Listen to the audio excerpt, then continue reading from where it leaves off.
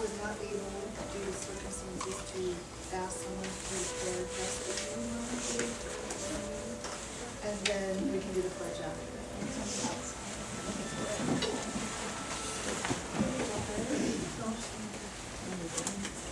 Father, we thank you for all that you've given us. We hope that we can make this a productive meeting, collaborate, and bring truth and light to all of our goals and our purposes and objectives. Help us to come together to serve the citizens of Madison County and to continue to serve you. Amen. Pledge allegiance to the flag of the United States of America and to the republic for which it stands, one nation, under God, indivisible, with liberty and justice for all. Okay, let's go ahead and call to order for our meeting at 9:31. Michelle, would you do roll call? I will. Here. Fitch? Here. Here. Okay, review of the agenda. Any necessary disclosures or conflict of interest? No. Yes? Just the cross out, I propose to cross out the email from the public comment.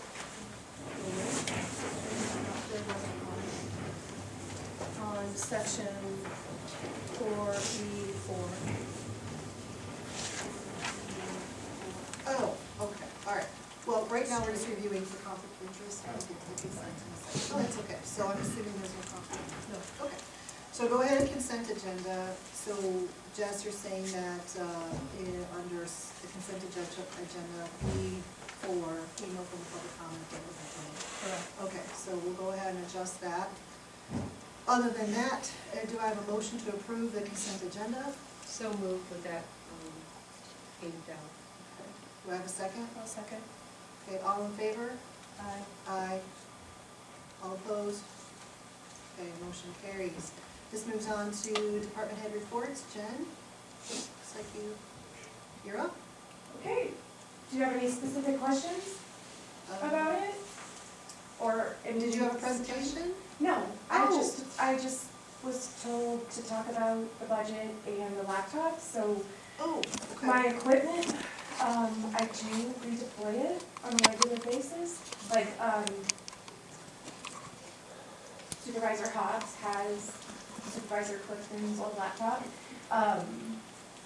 I was always told that was best practice, and I've watched it been used, so I was not sure what your suggestions might be. Well, I appreciate you repurposing and using what you have. I appreciate that greatly. And this is something we can discuss in a discussion in the future, but the only concern I have is something happens. Do we have spares on hand? We do, but, like, for instance, if something were to happen today with someone's laptop, they're gonna get the one that Supervisor Hobbs had, or one that's available. I try to keep a couple available, but they're not perfect, all of them. When you say not perfect, I believe the one that Supervisor Hobbs had, just about Very small. maybe a fourth or eighth of an inch down the left-hand side of the screen was gone. But other than that, there's nothing wrong with it. It's fully functional. Yeah. So, And like, for instance, if the sheriff's office needs to borrow one because their guys have to go to a meeting, or if someone who doesn't normally have a laptop goes to a meeting and needs something, there's different reasons for why I keep those around, and so because of timing, that's why Supervisor Hobbs got that. do we purchase our laptops or do we lease them? We purchased them? Okay, so this is something we can discuss as a board, but I think we should have spares that are fully functional, because. They are. But if they have screen issues, they're not fully But functional, it's right? not, It doesn't prohibit any work being done on the Yeah. laptop. It doesn't? No, it's just a very small thin line on the left side of the screen. Okay. It should be fully functional, especially if it's a spare. right, and we're So- just, But I guess my question is that if it's gonna be a spare, but is the idea to where it would just be a temporary thing until you order them a new one? Or, with that particular one, at this point, yes. Okay, so how, I just wanna make sure that we don't have folks without, you know, We don't. a perfect laptop. If something goes amok, they're only using the spare for a short period of time until a new one comes in. Right, and there are Okay. things like when Supervisor Clifton's screen shattered, he used a spare until I was able to get the new screen for that. Okay, So you So, I mean, always have a spare. I and then try you get to, a I new try to spare. have things, Sure, because then we'll have people sure. from boards that'll come in, they can sign into a laptop in my office, and I can show them how to check their email, or, you know, there's a bunch of different reasons why I have them in there, and, yeah, so, So then the other concern I have, which you've mentioned too, is your budget. And I'm grateful that, you know, you can order a new laptop after the spares, you know, and they use the spare right, right, and yes, So do you keep at least in your budget the option, so if you had to order, let's say, 2 new computers, is that in your budget right now? Yeah, Or should we add? yeah, and we've been able to keep it in check by using spares when we need them, and then there are times when I order the new, you walk in new, so we do have new options, but I don't order them new and then, Hang on, right, because okay. I just wanna make sure that you have it in your budget to, if something Right. happens. I do, and a lot of times too, Supervisor Stancil, I don't do a lot of purchasing, I try not to purchase a lot from like, say, July to December, and then start doing more towards the end of my budget, so that way, because I'm always worried that in May, someone's gonna just, So you have a kind of cushion in there in case. well, I try to keep things low, and then that way, if we have any emergencies or anything like that, Okay. we've got the money for it. Okay. I just wanna make sure, Right. because, Mhm. you know, we can't plan when these things go out. Right, So right, I wanna make sure that and everything we do now is on these. right. So if we have someone that is on, I wanna make sure that our employees have the equipment they need. Right, and they do for the, there are some times where I have to keep them in a holding pattern, because what they're asking for is different than what we would normally do, Okay, and I will give them something until we can do that. I normally ask them to give me like a big picture of what their goals are, okay, and so if they need something special for that, I can kind of work our way towards that, so I try to accommodate the okay. little things, yeah. Okay. I just wanna make sure, because, if you don't have the budget for it, then that's a discussion we need to have.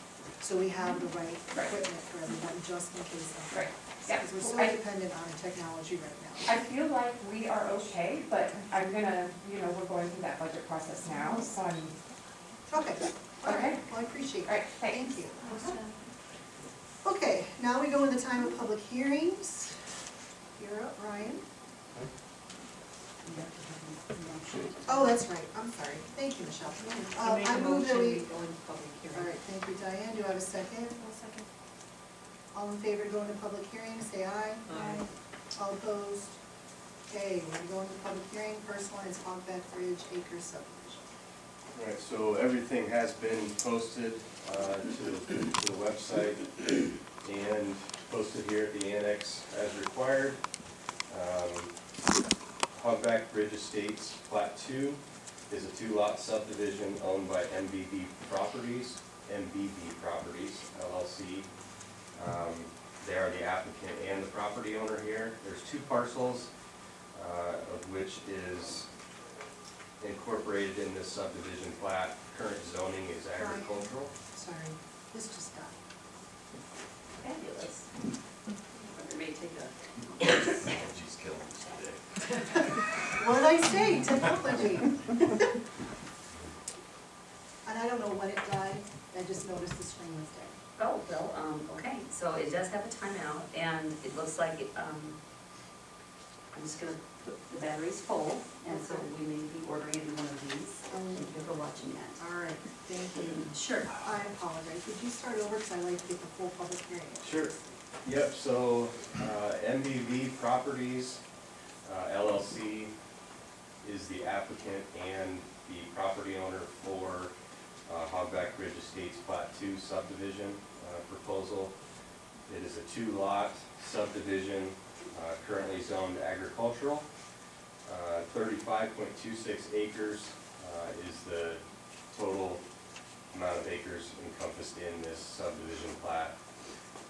Board of Supervisors are required to make action on this public hearing or on this plat.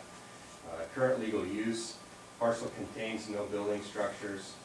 Approximately half of the parcel has been disturbed by row crop production in prior years, but is now planted to native grasses, it appears from aerial imagery.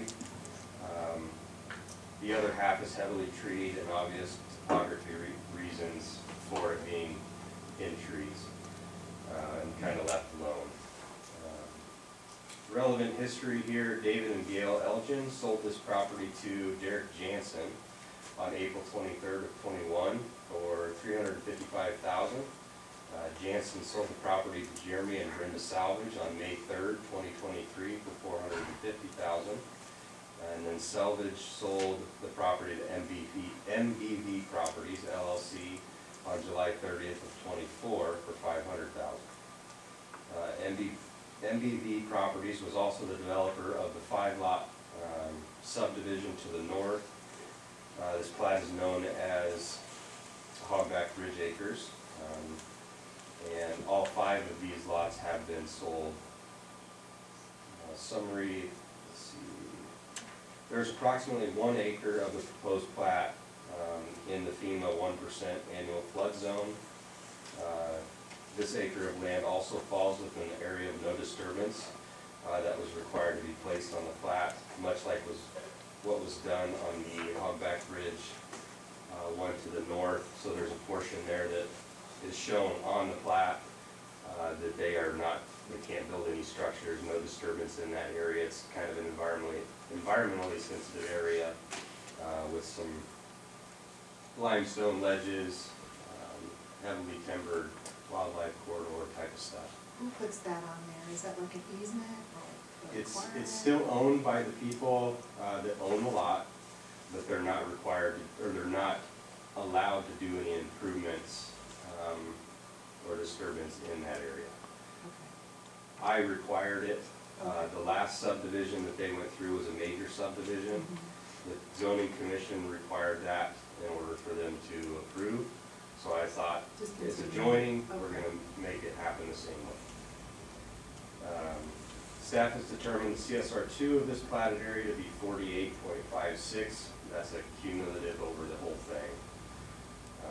The plat is not within 2 miles of any incorporated city, therefore no extraterritorial jurisdiction review was necessary.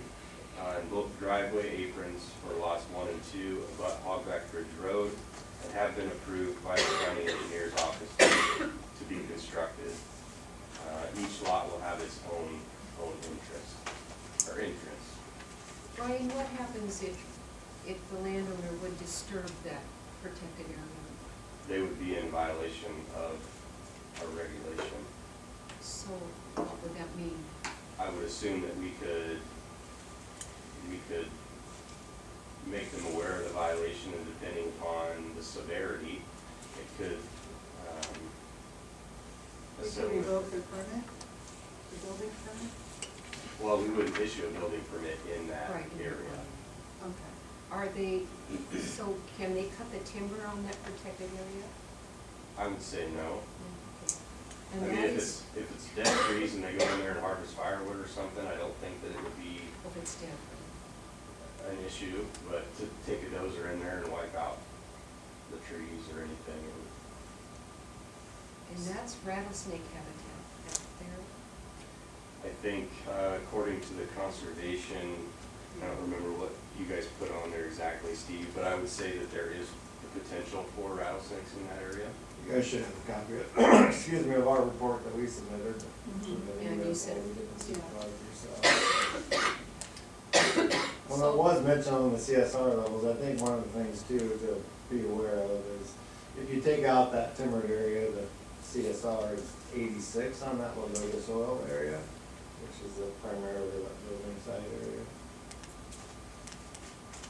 Okay. All right. how much is that, is in the FEMA, like It's like an acre. an acre of it? Wow, so that's FEMA's that. Anything else? so now it is time for the public to give comment during this hearing regarding Hogback Ridge Acre subdivision. Is there anybody that wants to give comment on that? Sir, can you please state your name? Members of the Board of Supervisors, my name is Terry Cody, I'm with Snyder and Associates in Hackett. I'm here to represent MDV Properties. I did a great job of presenting the project and the situations that the project is up against in regards to, it is two existing tax parcels. We're not creating any additional tax parcels, we're just reconfiguring those tax parcels so that we could provide a homestead for each tax parcel versus to how the existing tax parcels are created right now. So be happy to answer or try to answer any questions that you may have. Does any member of the public have any questions? If the rattlesnakes go up out of their territory, would they just simply call the conservation board and have them put back? Looking at you, Steve. I would appreciate the phone call. Because I remember a person not long ago showing on Facebook how proud he was of killing a bunch of rattlesnakes, and I don't think that's just call them and make them move on. Well, I hope you can protect that somewhat. It is Yeah, once the property's transferred, we really don't have control of that. Okay, thank you. Thank you. Any other members of the public that wish to comment? All right, I'll take a motion to close the public hearing for Hogback Ridge Acre subdivision. Do I have a motion to close the public hearing? so moved. Do I have a second? Second. All right, all in favor of closing the public hearing for Hogback Ridge Acre subdivision, please vote aye. Aye. Aye. The motion carries. All right, I move we open the public hearing for Prairie View subdivision. Do I have a motion, please? You moved to open. I'm sorry. I will entertain a motion to open the public hearing for Prairie View subdivision. I'll move to open. I'll second. All in favor, please say aye. Aye. Motion carries. All right, Brian, would you like to give a presentation on Prairie View, please?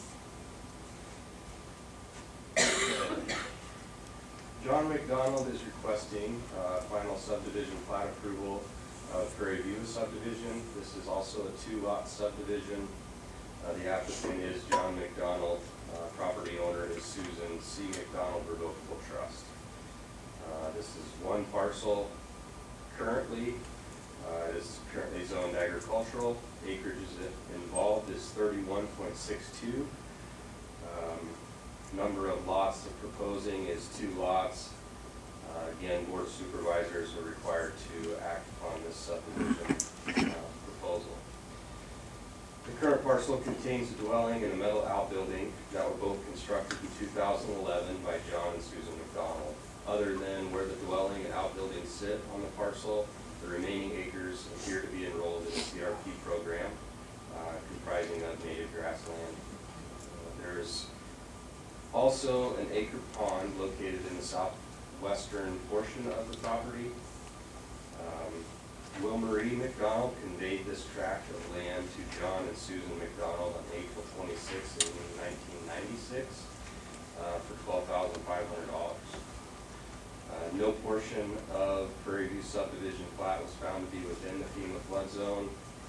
Staff has determined the average CSR2 of the platted area to be 62.62. This plat is within 2 miles of the city of St. Charles, and therefore an extraterritorial jurisdiction review was required. The city of St. Charles provided a resolution 10E-2024 granting their approval of the proposed plat. Both driveway aprons abut Truro Road and have approved applications for the entrances thereof. The one will be a shared driveway, one. Yeah. So it'll go back to the one that Susie and John used.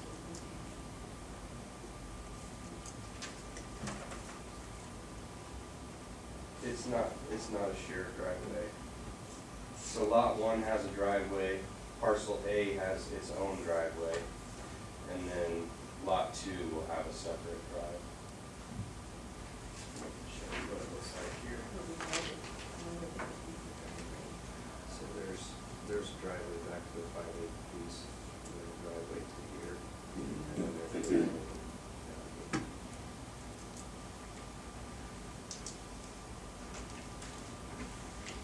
Thanks, Ray. There's a driveway back to the 5/8 piece here. This driveway has this house, and then there's another one that will come in.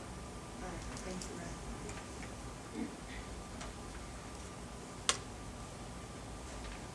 Any questions for me? If you have any questions, does any member of the public have any questions? This is your time to ask. Yes. Please come up.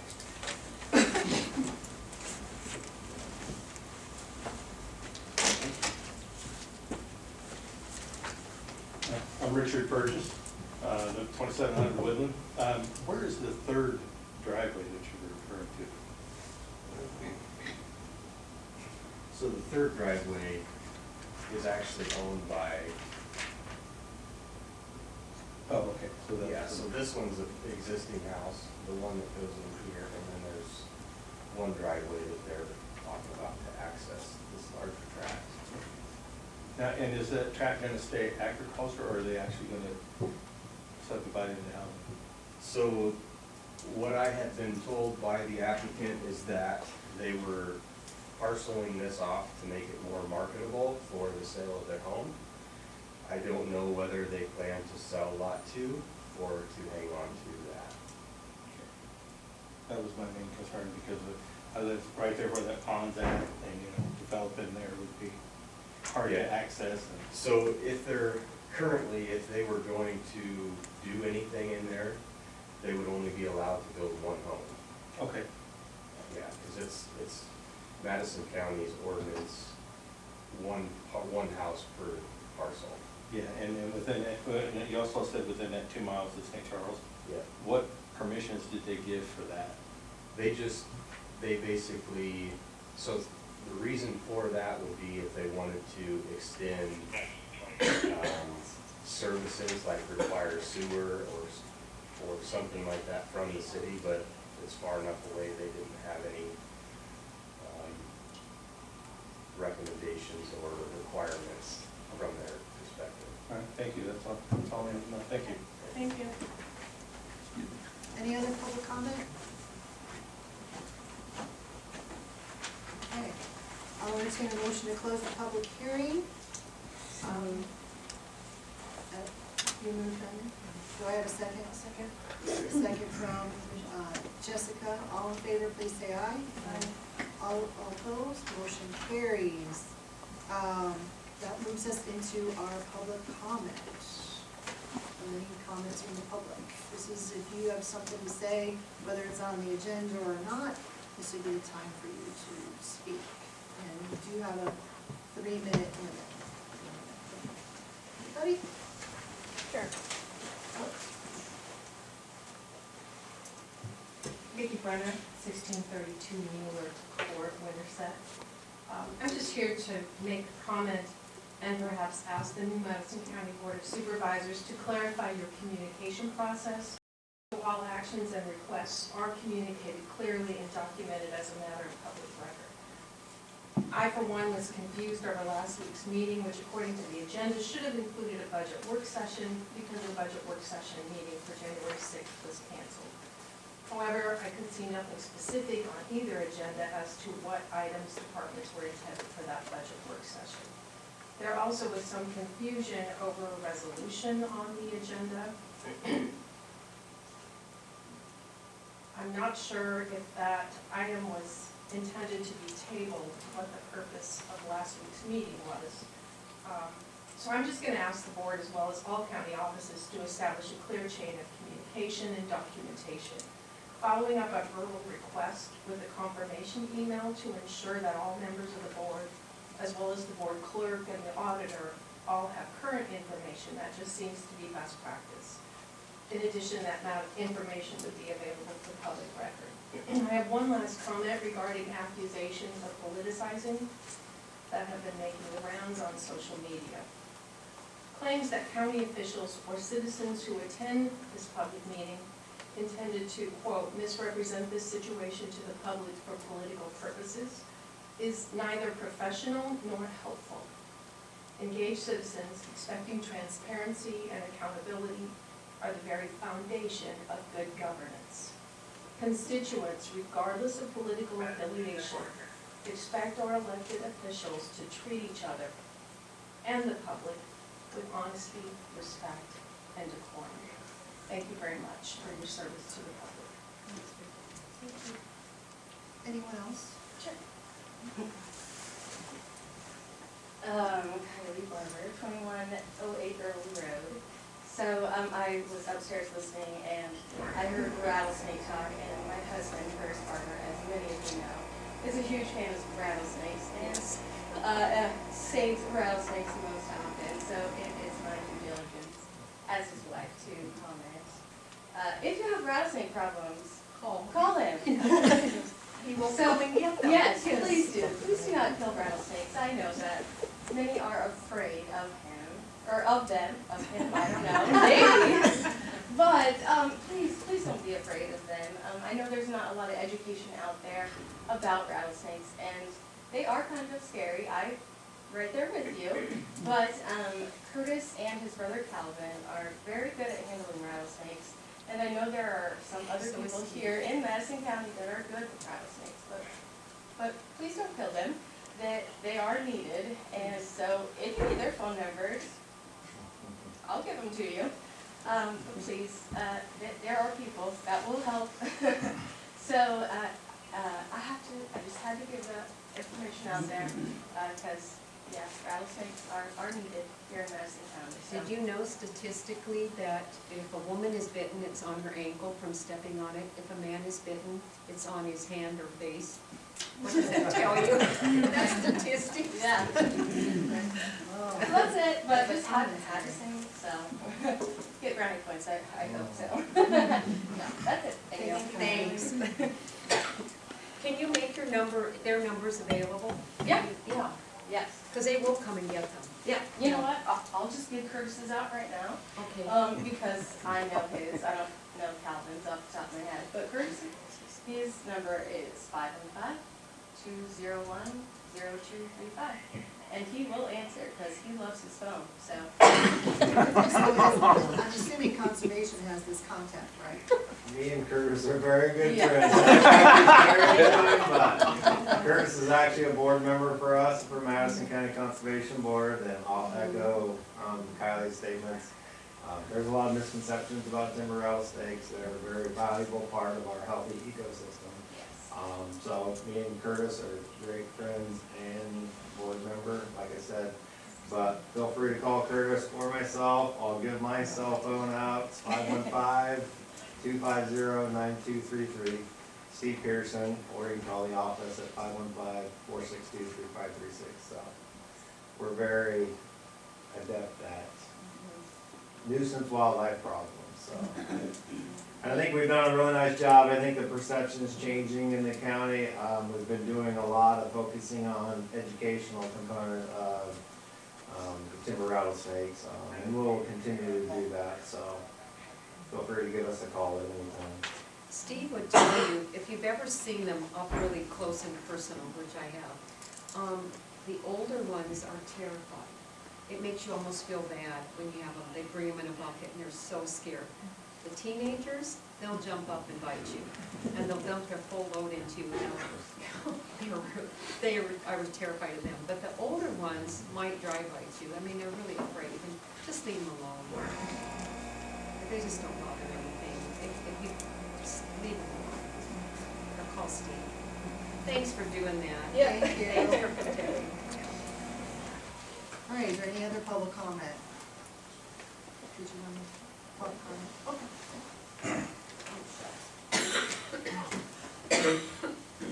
Good morning, everyone. My name is Mike Hackett. I'm the Madison County engineer. I'm not on the agenda to speak, so I'm filling in here at public comment to speak. A couple things. One thing I'd like to bring up, And that's great. I see we have an agenda here, or a resolution on the agenda for the City of Patterson for annexation. I'd just like to make a comment about that annexation process. It's great, whatever they're gonna do, that's great.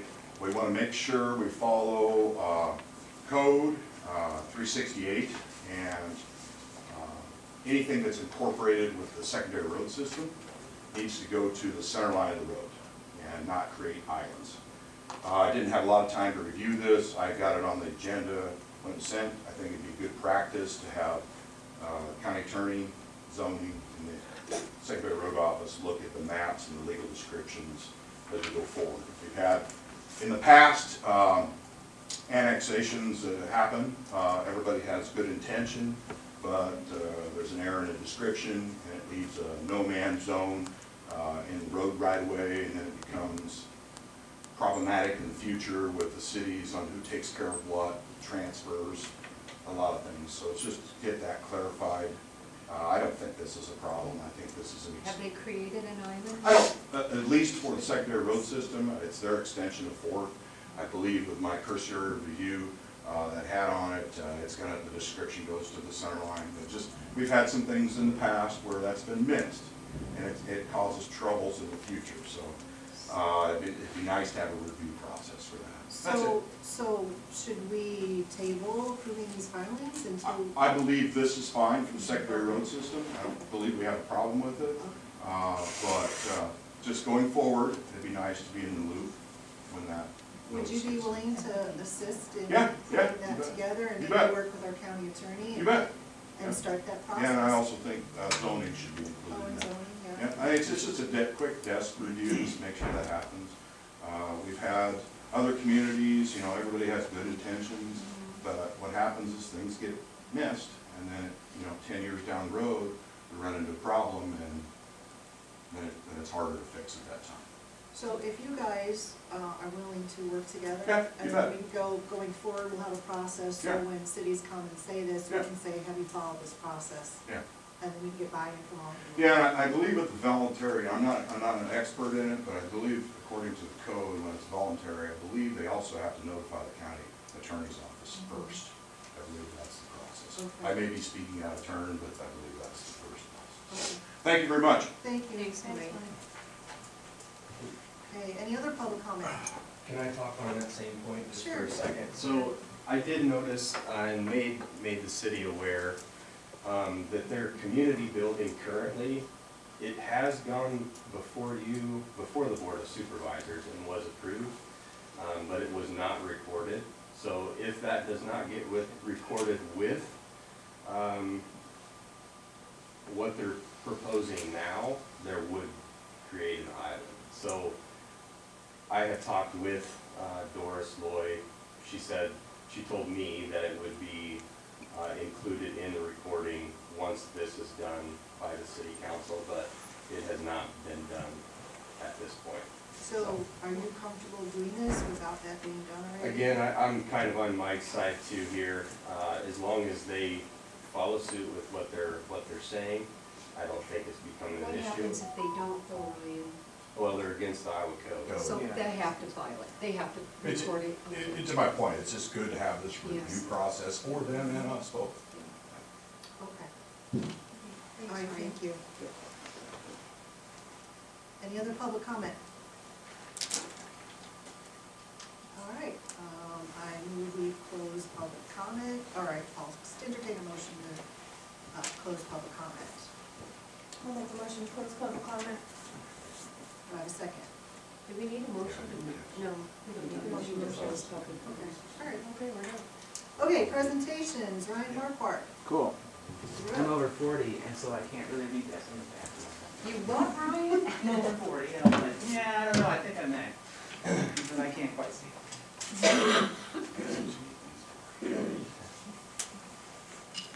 Well, thank you. Should email what I'm gonna say. Cool. I'm on the computer.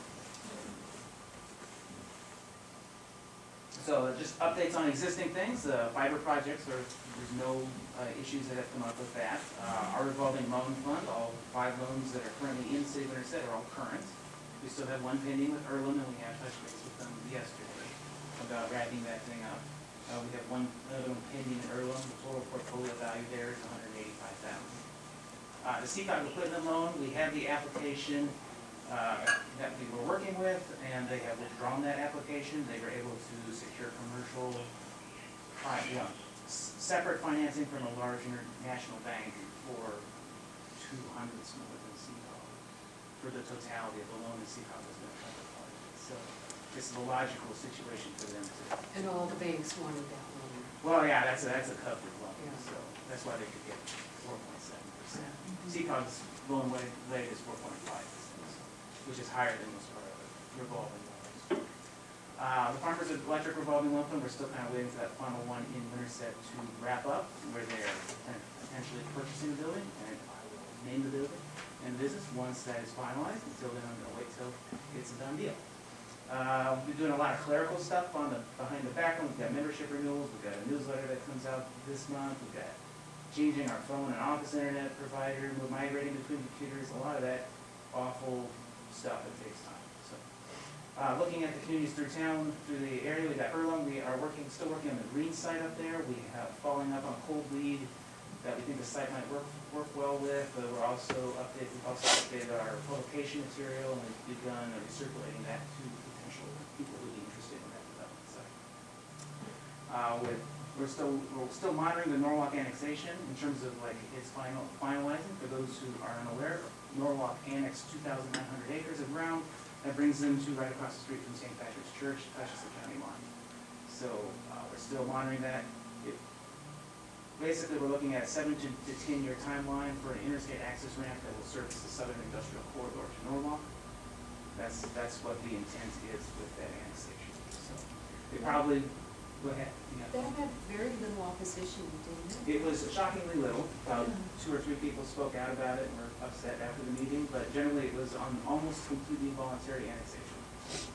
Then there was 1/4 annexation parcel in that entire 2,900 acres. And there's a bunch of adjacent landowners that have expressed an interest in jumping in because it inflates their property values. Was that forced annexation because it would have been an island? It would have non-contiguous, yeah. Okay. Yeah, there was no convenient way to really execute it. It was basically like a tiny node needed that piece to make it all flow. Aside from that, it was all voluntary. And they were a little on the fence. They could have maybe gone one way or the other.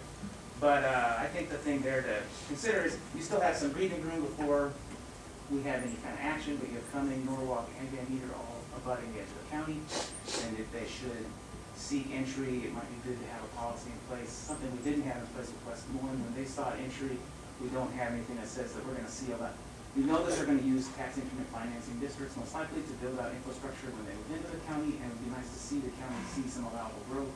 Right now, we're not really seeing anything with West Des Moines. It's all being captured by West Des Moines. So I think if we allowed somebody in, it would be good to have a policy in place in terms of what we would expect in terms of allowable growth. Just to set that expectation up front. Let's see, we are still trying to get in front of the Toronto City Council for their library and City Hall project. We've got a couple funding sources identified, so we'd like to see if we can help them out with that. Community Foundation, $140,000 is planned for granting this year. The cycle is currently open January 1 and will close February 28th.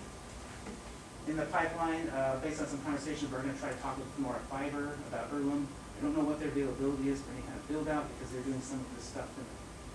They're doing the stuff down by Maxburg next year. That's going to be a lot of work. MediaCom has been having some issues up there. Yeah, we've heard some feedback that it's been really spotty for the day, so a lot of people are working from home are having a lot of trouble getting anything to work. So we're going to lean on them and see if we can get any traction there. Ryan, how come Omitel got to go to the landfill? I mean, how is that so hit and miss? A lot of Omnitel's building around the City of Winterset is done on their own dime. So there's not a lot of grant money that's pushing that development. I think they're doing City of East Peru. Yeah. Yeah.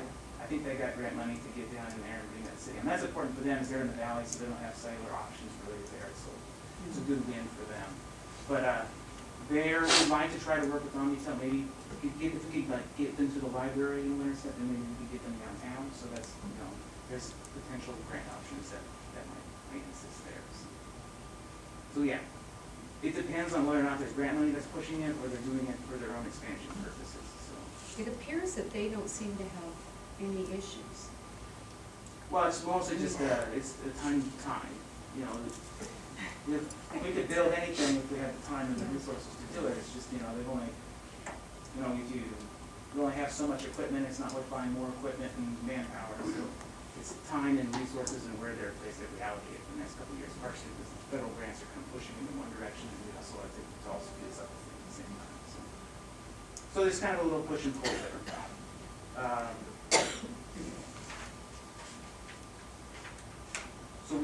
So we do have a business prospect from Dallas County that's interested in moving into Rhone, so we're gonna have a conversation on that and see what we can do there.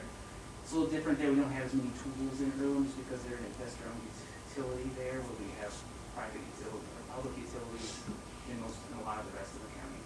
And that gives us a few more revolving loan fund options in that instance. So, we still have spring training with the Oklahoma University Economic Development Institute. We're trying to get a scholarship for that, and we're trying to hopefully expand our own revolving loan fund, that $185,000 I mentioned earlier.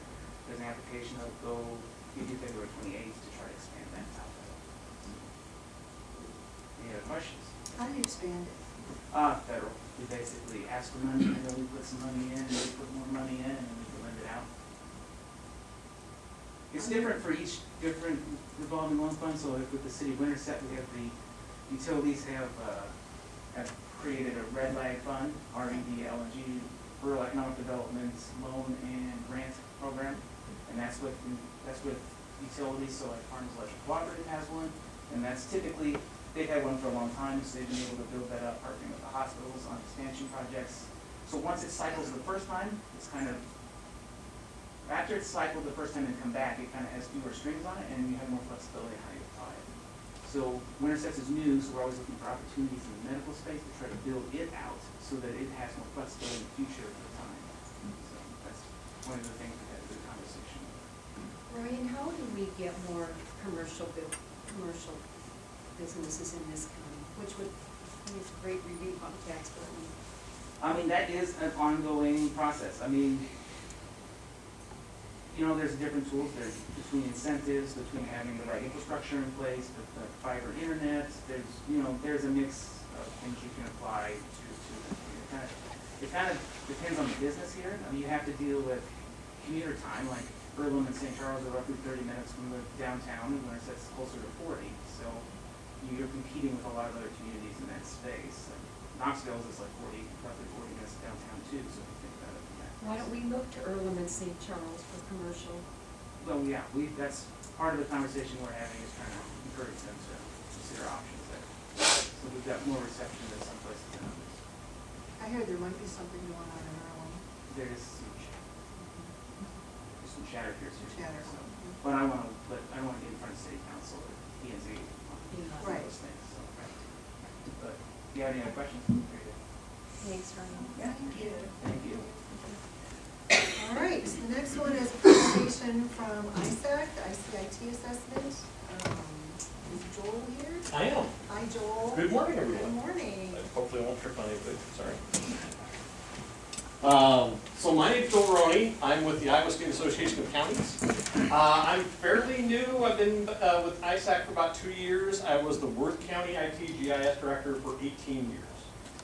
So ISAC brought me in to be a technology resource for the counties across the state of Iowa. So that's what I do. I'm a resource for counties that are maybe struggling with technology or have some technology questions, or I'm working on some technology projects, like some backup projects and some cybersecurity projects that we can actually distribute to counties across the state. One of the things that we do, or we have been doing since 2011, ICIT, which is the IT affiliate. So there's like treasurer affiliates and there's auditor affiliates. So the technology folks have an affiliate called ICIT. we offer these technology assessments. We've been doing this since 2011, and I'm in charge of those assessments with this new position. What happens with those assessments is we will sit down with the county and say, hey, we would certainly like you folks to come to our county, take a look at what we're doing, and say, you know, you're doing this really good, you're doing this really good, or maybe we need some help with this. It kind of depends upon what the county is looking for that assessment. I know you've got Jenn here, and so we have gone to quite a few counties that have existing IT directors and just maybe possibly give them a playbook of, you know, here's the things that are really going well, but geez, board, it sure be nice if you could do maybe a project like this or a project like that. That assessment team is made up of fellow county IT directors. So we would grab other county IT directors from around this region, bring them in as a group, and we would spend 2 days here on site, looking at your security, looking at your network, looking at your budget, you know, checking out, you know, kind of everything soup to nuts as far as technology goes. And we really look at that IT structure as a county. Lots of counties we go to, you know, it's kind of like, well, the sheriff's doing his thing, and the courthouse is doing their thing. Engineers might be doing something else, you know. So we will really look at that holistically, technology as a county service. So that's kind of what, that in a nutshell. If anybody has any questions about how that works. Aren't sheriffs totally separate? I mean, they're a state, we don't cross over? Oh, absolutely, no, absolutely. I mean, sheriffs are part of your county infrastructure. So, I mean, we have quite a few counties that involve their technology across to the sheriff's department, the courthouse, even conservation. You know, who cares about conservation? No, we love conservation. Read the room. I got a little bit of that. So I mean, that's what we look at, is say, okay, just case in point would be Ringgold County. We were there last year, and they had a separate technology structure for the sheriff's department and a separate technology for the courthouse. But they did have some connectivity between the two buildings. So we were proposing, why not put that as one IT infrastructure, you know, connect those two buildings, because there's no point in spending money. You know, if you're spending money on technology for the sheriff's office and you're spending it for the courthouse, there's a lot of things that you could be buying with those dollars that would cover both entities. Aren't there some things with the sheriff's office that must remain separate? Oh, absolutely, and you can do that inside the technology. Okay. Case in point, like Worth County, where I used to be the IT director, all of our stuff, all of our technology stuff was in one bucket. But we just segregated that stuff out. You know, engineers was in there, their stuff, their software was in there, the sheriff's office was in there. But the nice thing about it was we were able to say, instead of spending, you know, I've got servers over here, I've got servers over here, I've got servers over here, I've got switches over here, you know, we were able to really consolidate that technology and make those technology dollars spend a little bit better because you're covering more of those entities across the county. So you would make it more aligned and more efficient by doing an overview of what is everybody doing? Because the difficulty we run in here, and I'm sure you're familiar with, is that each elected office kind of does their own thing. Sure. And coming from the private sector in IT, that is weird to me, because that just creates, in my mind, inefficiencies. So you would basically come in, review all that, make recommendations on how to potentially make things more efficient and lower costs. Is that the idea? Not necessarily lower cost, but we would look at efficiencies, we would look at recommendations about, you know, here's how maybe Jasper County's doing something. Or, you know, we're working with Monroe County right now on helping them out with some things. The big thing that we really want to put to the county or make you aware is, you know, this is not just a bunch of us coming in, you know, a bunch of IT nerds coming in, looking at everything, writing a report, and then leaving. The main thing we want to say is this: we're building relationships. So we'll have a bunch of county folks, IT folks come in, and GIS folks come in, look at what you have, make some recommendations, and then we will, if you want to go forward with some of those, we can certainly help you with those. We can help Jenn with, you know, getting other quotes, or, you know, doing whatever, you know, maybe looking at a different way of backups or something along those lines. And maybe, you know, putting the sheriff's office in, or the engineer's office into the courthouse does, or into the one network, doesn't make sense here. You know, maybe you don't have the connectivity or something like that, so. You don't want to put engineers, do you? It's, You're separate. we're separate, we do, reach out to the main system for accounting, payroll, and that type of stuff. Through the solutions, yeah, through solutions. And I mean, that, you know, we're not trying to change the way you folks are doing business, we're just gonna come in here and say, you know, here's your technology infrastructure, here's the good, the bad, the ugly. And folks are gonna find out, no matter where you go. It's gonna happen. But then we'll just say, here's some things you could do to maybe improve what's going on. Or here's some things you could do to make technology more accessible, you know, for your citizens or for your employees. And if you want to take those recommendations, great. If you don't, the really kind of cool thing about it is once we get to learn how you folks do, you know, your technology business, we can certainly help and assist you as you go forward. I know the first assessment we did was in 2011, was for Emmett County. We just helped them hire an IT director 2 years ago. So we've been assisting them and you know, kind of guiding them through some technology things until they were ready to get their own IT director. What's the cost? Thank you for asking. So the group is volunteer, but we do pay their expenses for them because we don't want to charge their counties for coming over and helping another county out. So we charge a $4,000 flat fee to cover the expenses for the team. So you would work directly with Jenn? We would indeed, yep. But you would engage every single department? Part of the assessment process is we would sit down with all the department heads and visit with them about, you know, what's going really well with technology. I'm using technology a lot, I don't know what else to say. But what's going really well, what's not going so well, or what are some things that you want to see happen? So you'll get feedback from each department as to what they'd like to see, and most of them are not IT, so you'll be able to translate into, well, if you want to do this, this is what you need to make a change in your network, and then obviously then they'll come back to us and say, okay, if they want to do this, this is how much it will cost, or this is how much it will save. Correct, yeah. Okay. At the end of the assessment, we will leave the county with a report. The report will be in 3 pieces. One will be findings, so here's the good, here's the not so good, here's some maybe things that we really need to look at. The second piece of that is a timeline. So here's some projected things recommendations that we'd like to see in the first year, or the 3rd year, or the 5th year. And then the third part of that is some budgetary numbers for some of those projects. Okay. And the thing that a lot of the counties use that report for is kind of like a playbook. So it's something that we could leave with Jenn and say, okay, Jenn, here's a playbook that you could work off of to help with the goals of what your technology is doing. Kind of like a 5-year plan? Somewhat, sort of? yeah, somewhat, yep. So if secondary roads said, we're good to go, you would just honor that? I mean, We're not, you know, whatever you folks want to do, so we're not here to say. If the department head says, we like what we Sure. have, oh, okay. Well, we would still get a report as supervisors as to what your findings were and recommendations, and then we can decide with the department heads whether or not to move forward on these things, correct? That is correct. So the nice thing about technology or IT is it spans all of your departments. You know, just like phone system, just like internet, I mean, it's just one of those things that, you know, regardless of what you do, you're going to use information technology. So all we're going to do is come in and say, hey, you're doing this really well, or, you know, what about taking a look at something like this, you know, to improve something because another county's doing this, or bringing in those ideas.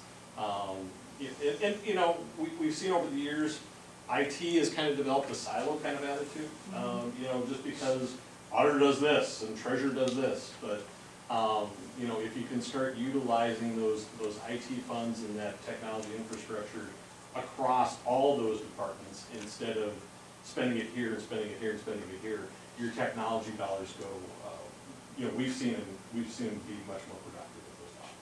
So my question, from a security standpoint, I'm sure your report would disclose vulnerabilities, and we as supervisors, we have to meet in a meeting in order to discuss something like that. Is there a way to make the report to where this is something we can discuss in a public meeting, this is something we have to discuss in a closed session, and then obviously she would know what to not talk about.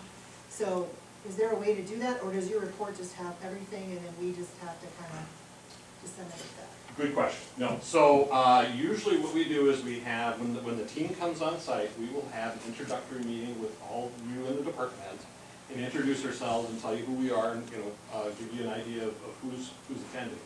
And the second day, we have a wrap meeting. So we will go through and we will talk about, here's what we found, here's some things that were a little scary, here's some things that are really good. We generally say if the supervisors are in that meeting, we would like to see a closed session. Okay. And then when the final report comes due, which is about 3 to 4 weeks after the assessment, that is definitely a closed session. Because 22-750, I think, is the code. We definitely will have some things in there that we would not let have the public be aware of, because we'll be talking about firewalls, we'll be talking about antivirus systems here. So you don't want to show your vulnerabilities? Absolutely. No. No. Okay, all right. Okay. Do any of you guys have any other questions? So we have done this assessment for 48 counties since 2011. If you need some referrals, we certainly can give you that list of counties that have been through this process before. It is a little scary to have a bunch of nerds come in and look at stuff that's going on here. But I think you could safely say most of those counties, or almost all those counties, it says it's been a very beneficial project, especially if you have a department head here, an IT director. It just gives them some more ammunition to say, hey, it's just not me saying we need to do this. It's a best practice.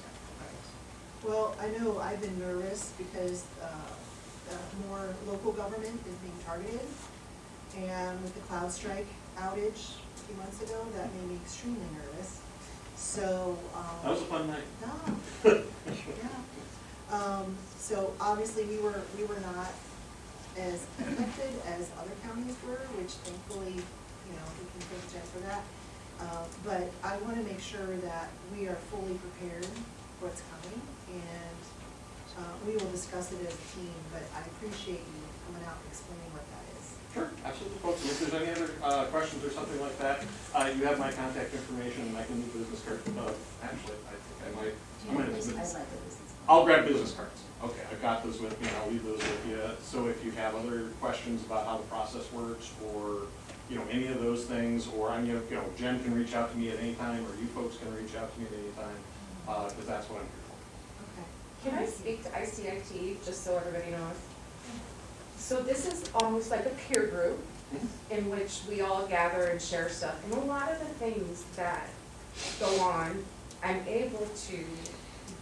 I've learned so much from the group and so much from the other counties that participate in it, that I would love to have the assessment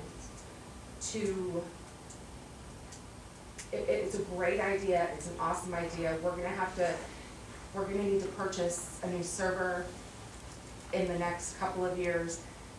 So it would be a great time to do it if we can. But also the fact that anything that they come up with that I need help with, or anything like that, I have access to all these other great thinkers over in the group that we're in, and they are incredibly helpful, and they spend a lot of time explaining it and giving us resources and teaching us stuff. So it's great. It's absolutely great. So you're on board with this? Oh, yeah. Mm-hmm. Okay, great. Yep. Okay. Great. Okay, well, any other questions? Okay. Thank you for coming out, I appreciate it. Thanks for I having appreciate your me. flexibility in changing the schedule. Not a problem. No, we have new officer training schools, so this dovetailed in really nicely. So, Perfect. thank you for your time. Thank you. All right, we're gonna move on to resolutions for board consideration.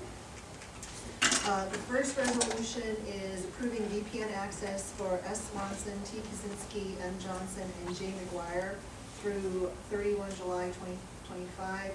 Before I entertain a motion for that, I do have a question. Jen, do all of our elected officials now have VPN access? No. Okay. Is that because they haven't asked for it? Because they don't necessarily need it. Okay, all right. Does, so, And just like we do yours, when we do it in the June, July timeframe, I've separated out Supervisor Hobbs, so she can vote for everyone else, or, you know, vote on the, and it's, yeah, yeah. So is there any way we can make, for elected officials, can we make the VPN access part of the onboarding so they get it right away, rather than waiting a week and a half Maybe. So, for the future? I can't do it until you guys sign that piece of paper. That's just how that is. So I'm not sure how you would go about doing that. Unless we get an elected official, we immediately sign them up, they fill the form out, we sign them up, and so. Can we do like a policy to where this is part of the, so going forward, it's just part of the like if we would do a resolution that this is the policy, so going forward, whenever there's a new person, a new elected official, or department head coming in, that's automatically something that's part of their onboarding? Sure. Okay. I just, the timing of it, Right. you know, but yeah. Right. So, because that's something, and a lot of times when they come on board, they don't know what they don't know. Right, So right. I want to be able to assist them going forward, that they can have this information right away, because, We might actually be able to do something with HR where I give her the form that I need filled out. And so when they accept, then I write the resolution to you guys for the following regular session. And then, I mean, if that have to happen before they're hired, but with electeds, that'd be way easier than. because we know they're coming. Right. Yeah, okay. And, yeah, could you double check and make sure all the electeds at minimum have this? Because I want to make sure that they have it and they understand if you don't have it, what that means. Okay. Okay, because you know IT, I know IT, but a lot of people don't understand that, so. Okay, so I'll entertain a motion to approve VPN access for Swanson, Kaczinski, Johnson, and McGuire. So moved. Do I have a second? Second. All in favor, please vote aye. Aye. All opposed, nay. Okay, motion carries. The next one is approving VPN access for Jessica Hobbs through 31 July 2025. I do have a question since our county attorney is sitting right here. Is it does she need to abstain from this for VPN?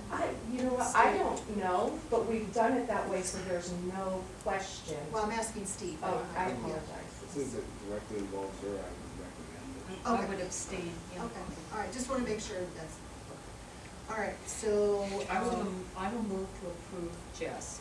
I will second that. All in favor of approving VPN access for J Hobbs? Aye. Aye. Is there abstaining? So let the record reflect she abstained from voting in common. Yes. Okay. All right, next resolution, approving wage increase for a day for $28.37 an hour due to a longevity increase of 4 cents per hour effective 13 January 2025. I'll entertain a motion to approve this resolution. So moved. Second, do we have a second? Second. Okay, moved and seconded, all in favor, please vote aye. Aye. Aye. All opposed, motion carries. Okay, second resolution, approving 2080 agreement between Madison County and City of Winterset for dispatching services for fiscal years 2025 through 2026 and 2026 through 2027. So basically, this is a 2-year agreement. I'll entertain a motion to approve. So moved. Do I have a second? A second. All right, it's been moved and seconded. All in favor, please vote aye. Aye. All in favor, nay. Okay, oh, let the record show I voted aye. Sure. Oh, discussion, thank you. Sorry, we're on 4 hours. It's good, it's good. Okay. And the 2080 agreement has been approved. Okay, next resolution, approving correction to resolution 12-10-24E, county employee holidays. Did you say something? I messed up. No, you fixed it, it's okay. I fixed All it, good. so I apologize, I got too. thanks to my very diligent people of my county, I love it. That's okay. Thanks for Takes a village, and I'm catching so it, yeah. sorry, but No, I it's okay. apologize for that. We'll fix it. Easy fix. Okay, I'll entertain a motion to approve. So moved. Do I have a second? Second. Any discussion? Okay, all in favor, please vote aye. Aye. Aye. Okay, motion carries. Our next resolution, approving awarding bid to Marvin Planning Consultants for the 2025 ordinance update project for Madison County in the amount of $21,000. I will entertain a motion to approve. So moved. Do I have a second? I'll second it. Okay. Any discussion? Did you call Hopners and Hubner and ask if they would do it? The law firm? No. But I think what our discussion was before was that they were gonna provide the legal oversight. I think they can do it, but it was considerably cheaper. No, but you're talking about what Erin said, what she was talking to us about? They would do a full current ordinance review, but to completely do it and sit in, that's gonna be much more expensive. Because their hourly rate is, I think, over $200 an hour. And these details were shared prior to my starting. So, Yes. I'm not really feeling. So for the benefit of the public, this was put out to bid. We sent a bid request to 12 different entities.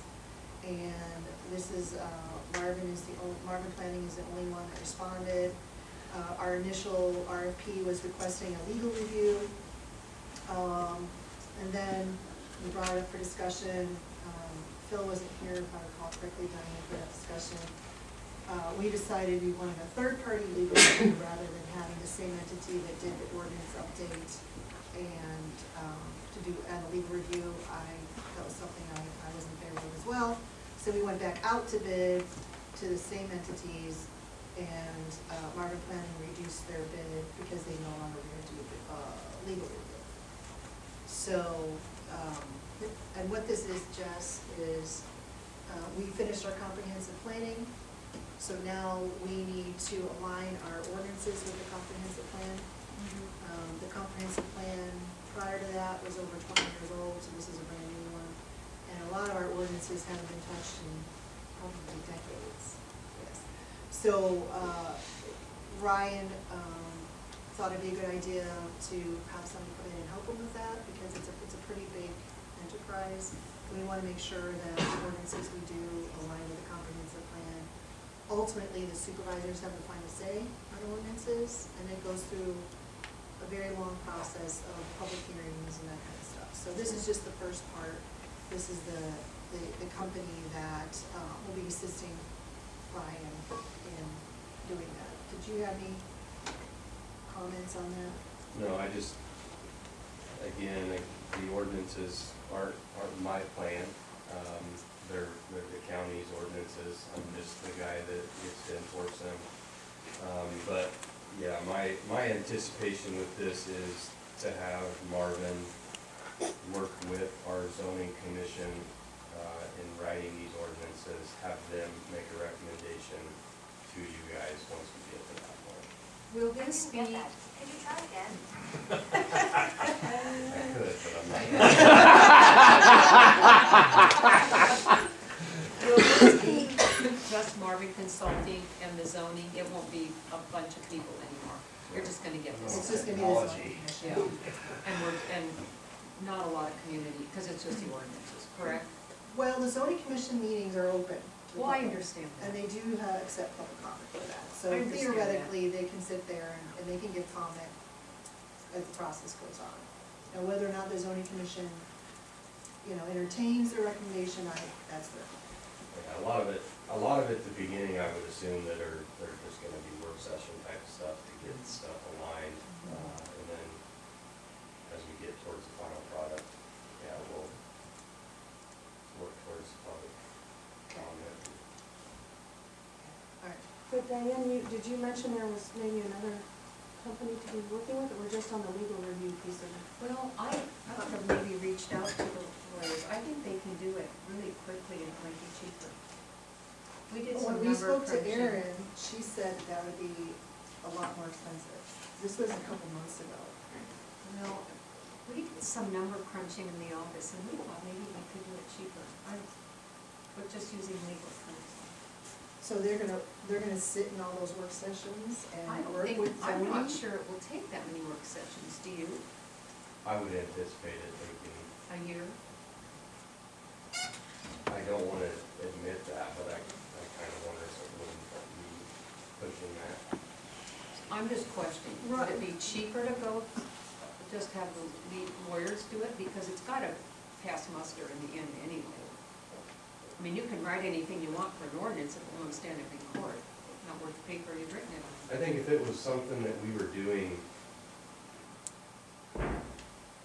a full set of ordinance, I would like to have somebody kind of work with us through that. If we were looking at specific ordinances, I think the county attorney and I could hash that out, present it to you guys. But when we're doing The whole thing. the whole thing, especially trying to align that with our current comprehensive plan, I think it would be wise to. Okay, this is your lane. Are you comfortable with this? I'm putting you on the spot. I'm ready to move. Ready to move, okay. Have we talked to any other counties that's kind of went through the similar process? I know Story County just went through and did a whole new comprehensive plan and rewriting all their ordinances. I just wanted to know if you guys have reached out to any other counties and see what their process is. I'm on boards in the southern tier, and they're more behind than. Yeah. Right. But I'm sure there's been other counties that's been in similar positions that we are in right now. Stories of, yeah, they're really It's a, different. that's a good question. It's a mix. A lot of them, they have the zoning completely do it, I'm sorry, zoning commission completely do it on their own, no assistance at all. And that's a lot to ask from a volunteer group. I just know from our comprehensive plan meetings, we met a lot. So, you know, I would like this to be done in less than a year. And if we ask volunteers to meet more often than not, they will not be able to do it. And then they don't have the expertise that, whether it's a legal entity or this consulting firm, that's my concern, it's gonna take a while. But anyway, to your question, it's a mix. Sometimes they do it on their own and then they just do a legal review, and then sometimes they have a company that comes in and helps them get it done. And then they do the legal review either with the same company that's writing them. But Diane and I have thought it would be better to have a third party come in just to give that third party oversight. So there's a mix. I'm just saying it might be a good idea to reach out to other counties that went through the process to see what the most efficient way. I mean, obviously they completed it. And They would have their opinion, then you guys may be able to make that decision. I'll help you guys, give you some guidance. Many of the counties are not experiencing the vast growth and urbanization we are, and the pressure from big cities. We have a lot of pressure. We have a lot of pressure, and a lot of them do not. You go up into Kaczinski and up in there, they don't have this, because they don't have this vast growth. But we've been working on this, getting this comprehensive plan now for a Long while. time. And I know you wanna move forward, I would like to move forward. I think, you know, we've done our due diligence, trying to get bids. So I think we should just Another bite the thing, bullet and move forward. sorry, another thing to, I think since Marvin has written our comprehensive plan, they can kind of start this. I don't have the time to sit back and write ordinances and then bring it to the zoning commission every month. I would like for somebody else to do that, bring it to the zoning commission, we review what they put together. I think that would be more efficient with our time than having a meeting every month, accomplishing 3 or 4 proposed ordinance updates. I think it would be a lot longer process if we did it that way, instead of having, here's our comprehensive plan, you know it. Because I know we've struggled with some of the things that we approved, Diane, because we had to approve them because there wasn't any ordinances against it. And we're growing, and I think we just move forward. I want this done. If we vote for this, I want it done in a year, and I think it can be done in a year, and I think that's a lot of pressure on us. They allowed 18 months. I think it's too long. But that is up to 18 months, and we can give direction to them that again, it all goes to how often zoning meets.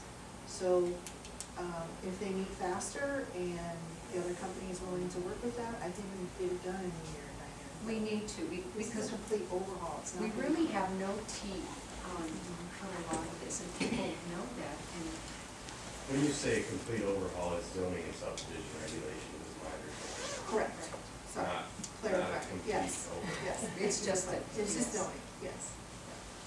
So you're not responsible for everybody else's. Right. Well, my concern is that there was only one response to the RFP then, that was sent out. I even called a couple of them, and they weren't interested. So, does this group that are in the know feel that this $21,000 is a reasonable amount for the work that they would do? See, I don't know, so. Not having something to compare it to. Yeah, we don't have anything to compare it to. I know that Winterset, just for their comprehensive plan, they paid $85,000 for theirs. So, and we did not pay that amount for our company. Ryan might know that. Ryan Marquardt, is that a reasonable amount? I think it's probably under market rate, honestly, for Okay, that, is with that the work true? that they're proposing. Especially I mean, a year-long typically their comp plan process. work probably is also under market rate. Yeah, should have asked you, sitting back there. Thanks, It's all good. Ryan. He's a part of the whole process, so. It's been a long road. Okay, so, Precious Michelle, do we have a motion on the floor? Yes, we had discussion, Okay. so, we Yeah, have, Fitch moved, Okay, seconded, okay. discussion, and it's time to vote. All right, so all in favor of approving awarding the bid to McErlean Consultants, please vote aye. Aye. Aye. Okay, motion is approved. Okay, approving the filings of 5 City of Patterson annexations.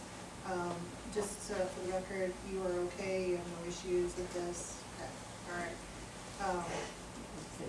For discussion, I think that's that. Okay, so do I have a motion to approve the resolution? But we're having some discussion. We need a motion. Gotcha. So Okay. moved.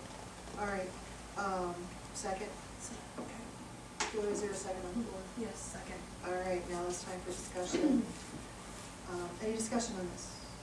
I just wanted to add, because this came to my desk on Thursday, the reason it, without having any direction or knowledge about how the process is, I did call Doris. And she described how they do it, and so I looked up old resolutions and how they did the annexations previously. I'm excited at what you guys said, because I think the process would be fabulous, and I'm so happy that discussion is soon. That's why you did each one separate. That's why I listed Yes. them the way they did. Yes, thank So just, I wanted to give you some background about, you know. Thank you. Well, I look forward to a new process from folks going forward on that. So one other thing, I was talking to the reporter, the maps that they provided were in color. If they choose to record those maps, they would probably be black. The recorder's office would like to see those in black and white so that they can be representative of what they are. Do you want me to just give the recorder the color? Well, but I think when they scan that in, Okay. They can't that's where the record them problem if they're is. in color. Oh, all right. Yeah, so. They can record them, but they're not gonna be legible. Right. Will the recorder tell them that you need to send it to them in black and white, or who tells them that? Well, I don't know what the process is, but they provided you with color maps. Okay. They're using the beacon because it's economical for them to do. I'd probably let them. There's a way to do that. You can turn the imagery off. Yeah. And then when it comes to Well, center these are line, physical copies handed me, not emails, so. So. they're trying to do the best they can. Yeah, I think that, that would be something best communicated by the recorder's office. I do too. If we want to give the recorder a heads up, that's fine, but, you know, I don't know what they prefer, so I think it'd be better for them to communicate that. But I appreciate you giving us a heads up on it. Okay, so we have a motion, and a second, and we've had discussion, any other discussion? Is this the first that this has been brought to the Board of Supervisors? Okay. And I guess I'm trying to understand the true financial picture of what this means. There's no finances, under Iowa code, in order to annex county land, it has to be approved by both parties. So the city has to approve it, we have to approve it. There's no particular financial impact other than possibly taxes. So I don't know if this land has homes on it or not, or if it doesn't, we don't know.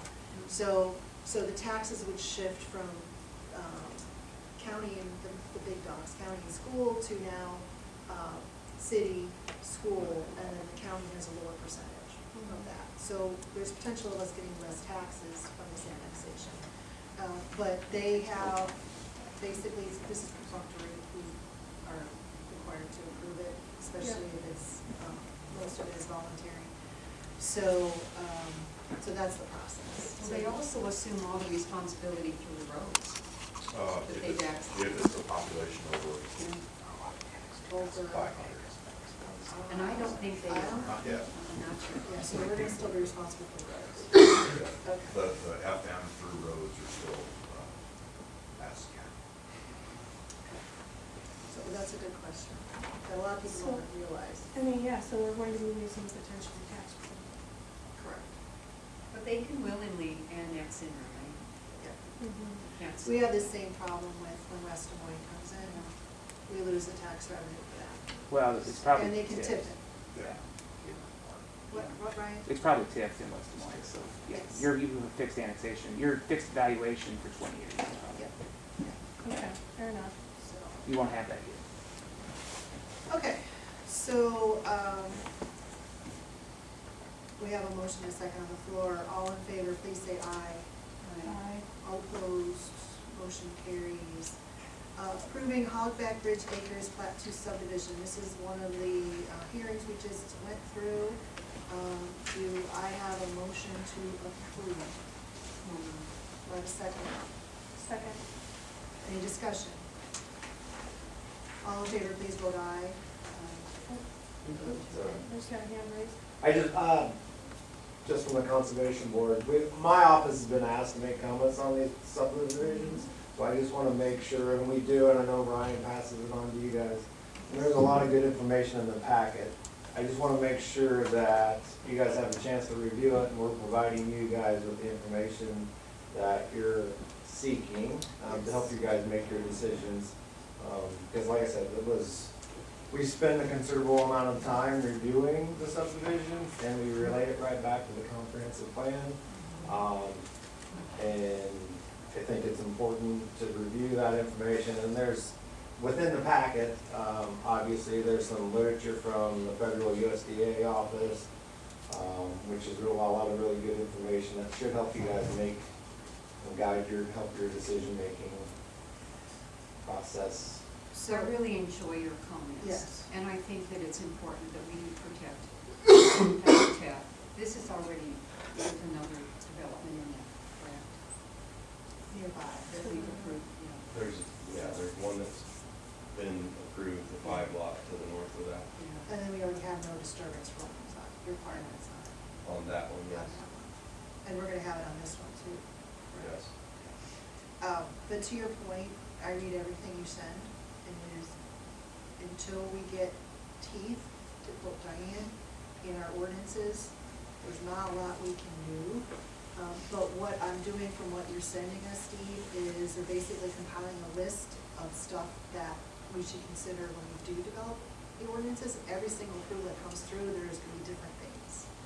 So please don't think that what you send us is not read. It is read, and I take notes. So, I just wanna make sure we're providing you guys with the correct information that you guys are seeking from our office. You are, You and are. I appreciate it. you are. And you're also helping our new supervisor learn more about conservation, which is important. And too. thanks for giving out your phone numbers. Yeah. So For you're text me.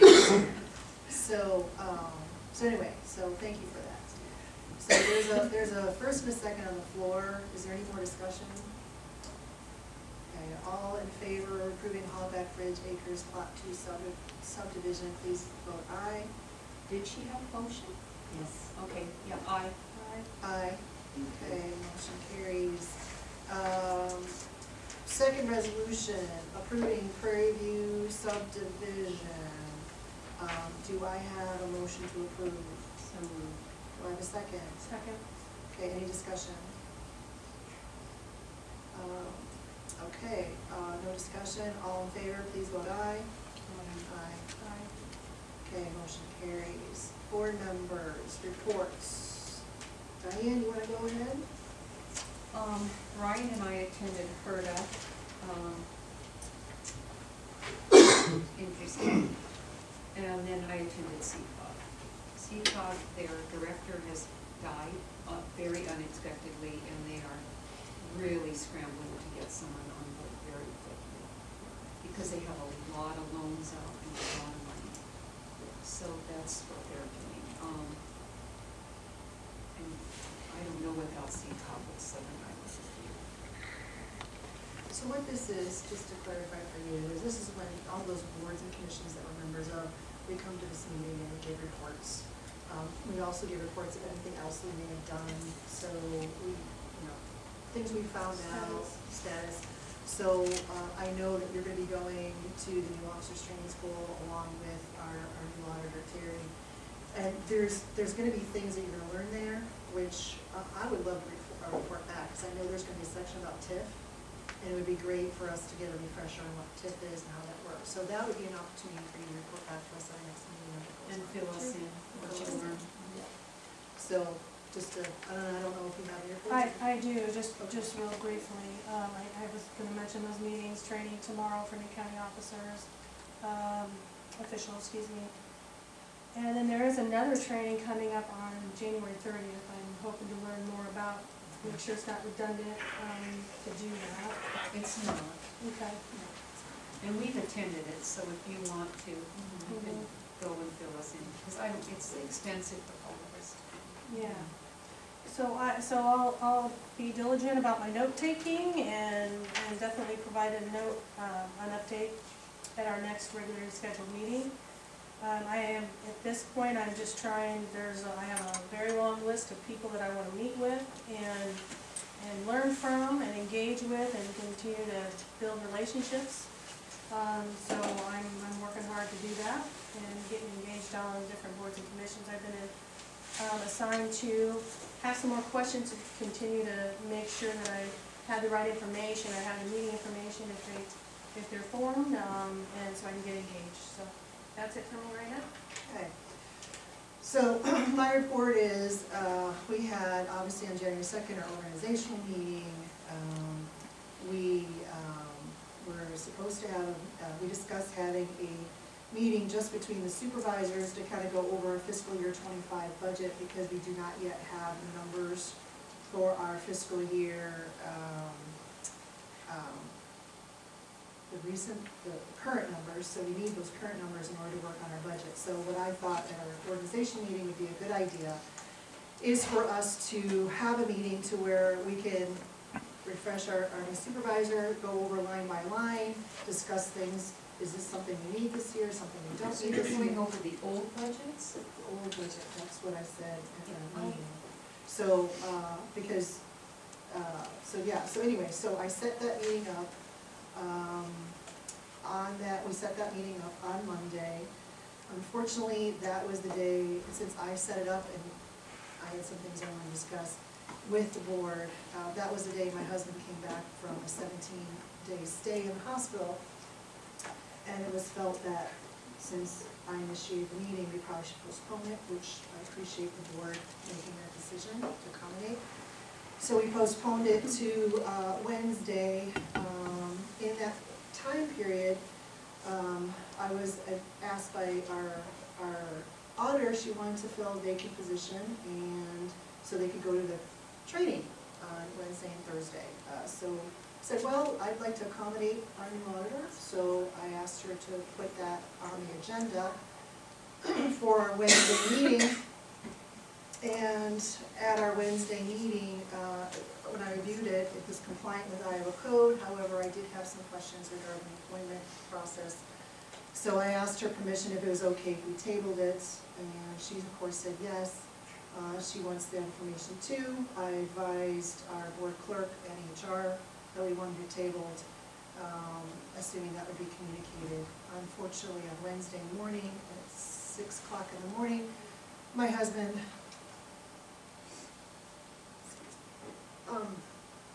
went by ambulance back to the hospital.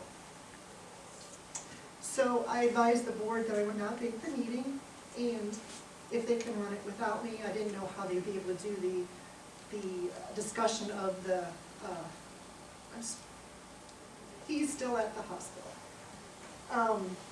I didn't know how we would discuss the agenda for the budget. And I assumed that they would be advised of the reason of tabling. Unfortunately, I found out later that that did not happen, and that was not explained to the public, so I apologize to the public, that did not happen.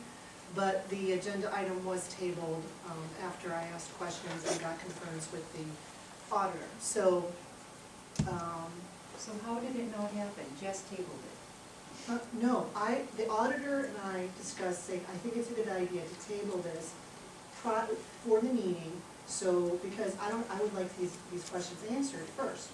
She agreed, this was before the meeting, and I advised our board clerk, can you please inform NHR, can you please inform the board that we need this to be tabled, because I had some questions on it. And I assumed that was gonna happen.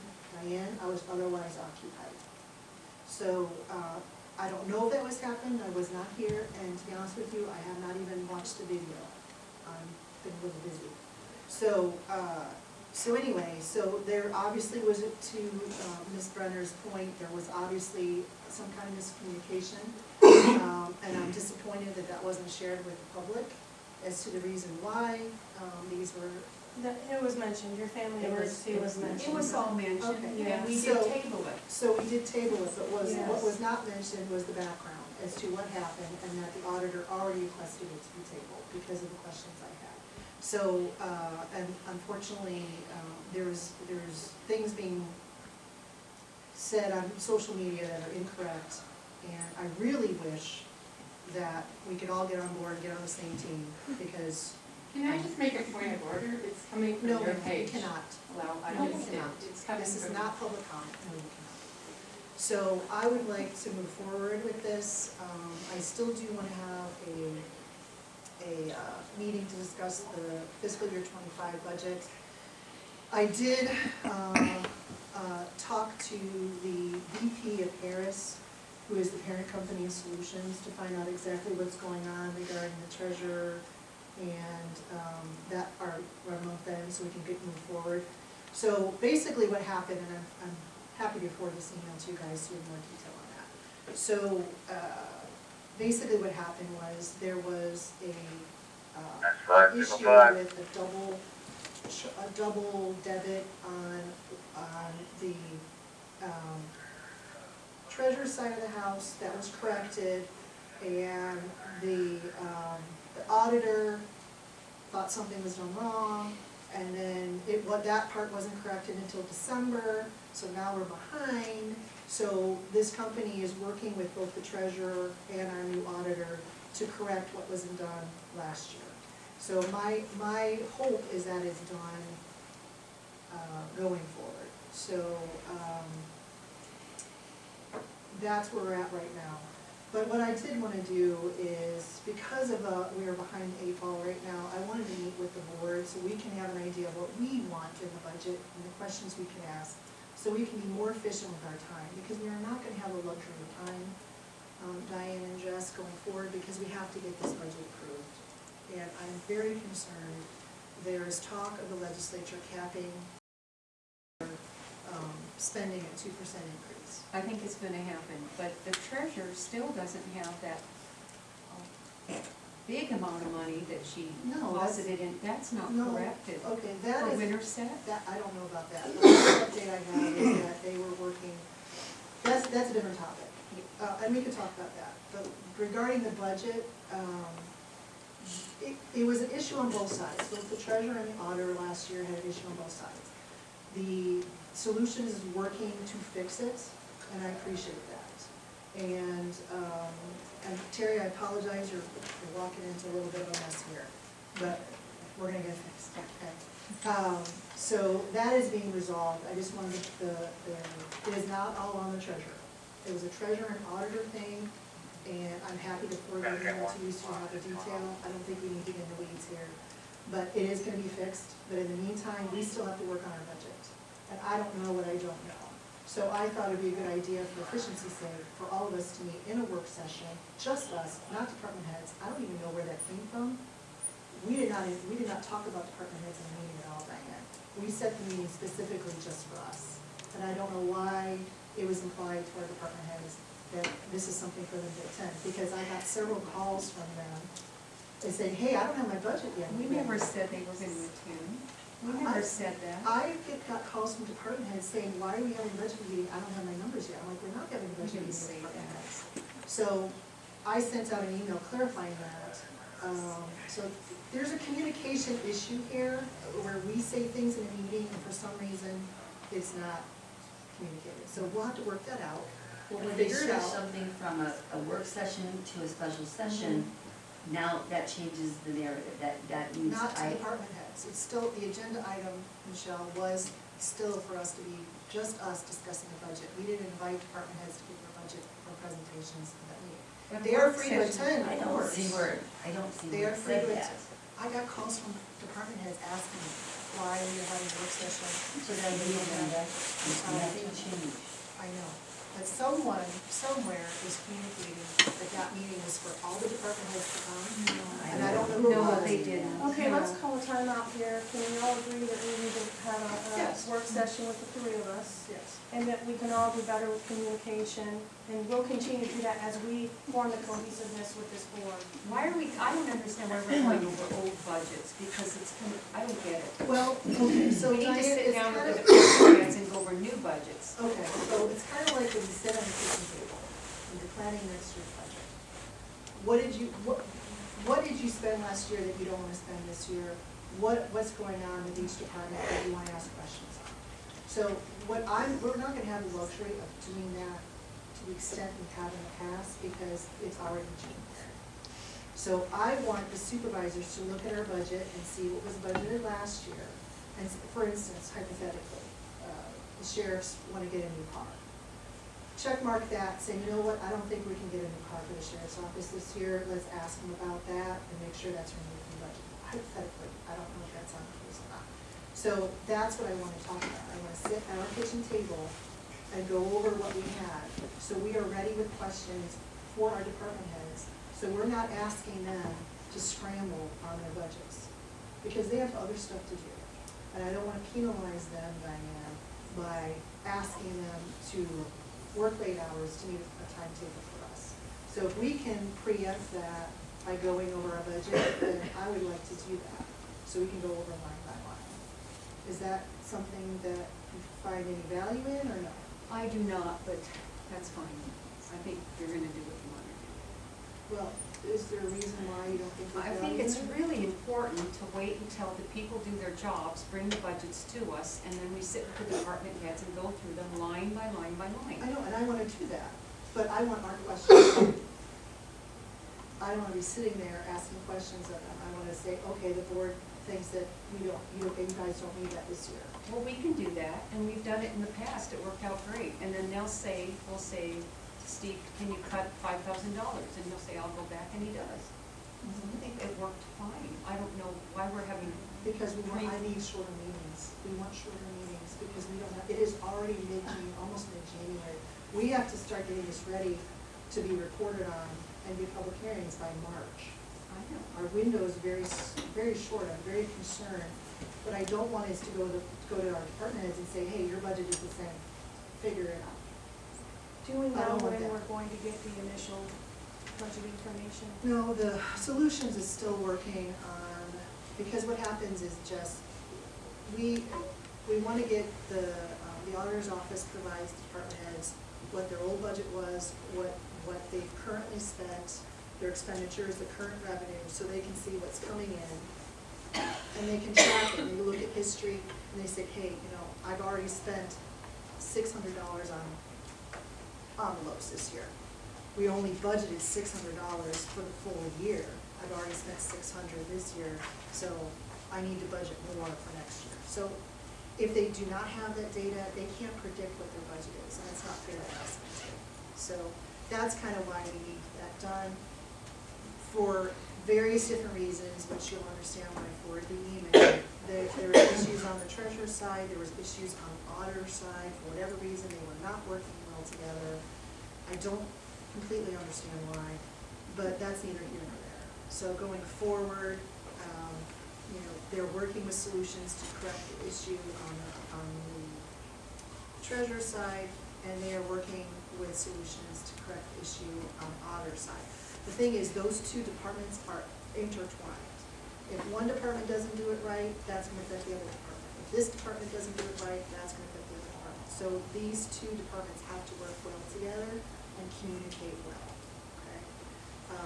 For whatever reason, that did not happen last year, so we're kind of behind the eight ball right now.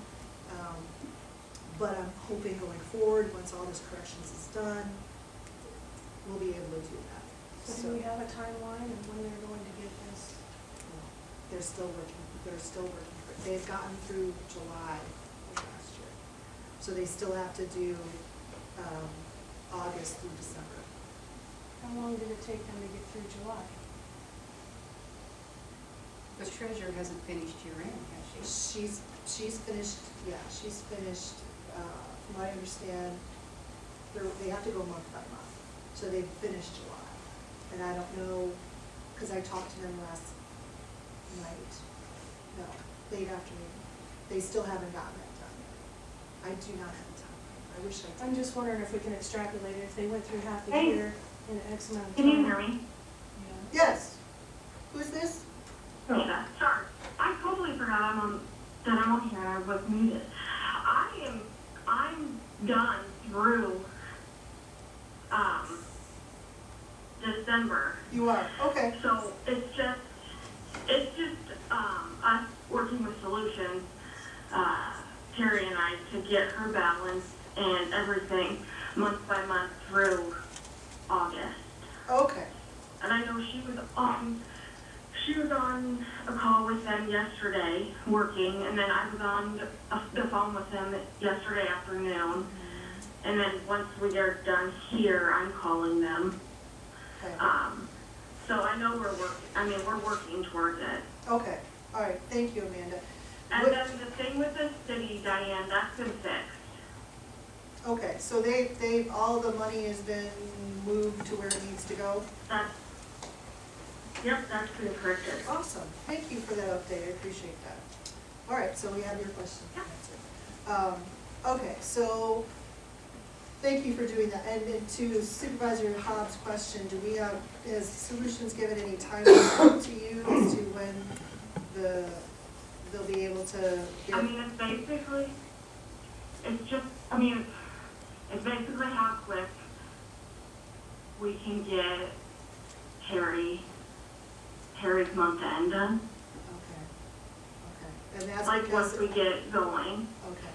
But I'm hoping that once we get August corrected, because they're looking at her back end and like my back end on the back side, that since they're able to get in there now, and are allowed to look at it, that they have been able to figure stuff out, that they can then kind of whip through things with her, after this month, because they'll kind of have a better understanding. Okay, so of how things were done. Okay, so Amanda, since I have you on the line, I'm gonna, and Terry's here as well, and Terry, you may not be able to address this because this was before your time. I'm gonna read you what Harris said to me happened, and if you can concur, that would be great. It said in July, 36,000, 4,000 were receipted in miscellaneous receipt, should have been a transfer. That was corrected in general ledger, everything was in the balance. Then they were able to check future months, They are now ready to go check future months because this issue would have existed from July through December. Shelley said they were out of balance again and didn't know why. They discovered that she went back in and did another transfer the same amount, so basically a double transfer. So basically the same thing was done twice, which that's an honest mistake. Sonia told Shelley that she didn't need to do that transfer and we needed to back it out. Shelley didn't believe her. Eventually it was done in December, and July is now in balance. Future months, August through December, are out of balance in multiple funds each month. It appears there was no audit process done on the auditor's side since July. They weren't sure why. So they're working with you and Terry to perform the required audits on each side to get this corrected. This is from Beth, the VP of Harris. Is that your understanding what happened, or is there more detail that the supervisors need to know? No, that's basically my understanding as well. Okay. I mean, that is pretty much what happened. Okay. I mean, I tried to have calls, and I tried to fix what I could on my side and figure out if there was anything that I could do. And tried to reach out to Shelley a couple times and let her know. But going forward, what she next could stop. do. Going forward, But, yeah. going forward though, you're confident that this is gonna be fixed? Do you have, in your experience, do you know when? Because we're kind of behind the 8 ball here on this. Yep, yeah, Terry and I had a conversation, that first day, and I think, I'm confident, that her and I are gonna be able to knock this out once they figure out what happened, and once we get it fixed and we can get it. Okay, so just know that I know you gals are working together, just know that we need this sooner rather than later, because we really need to start meeting with department heads. I'm getting a little nervous that this is not happening, and I don't want to be behind the 8 ball on that, because that allows our department heads very little time to do what they need to do. So, I appreciate you clarifying stuff, and we're just gonna move forward, okay?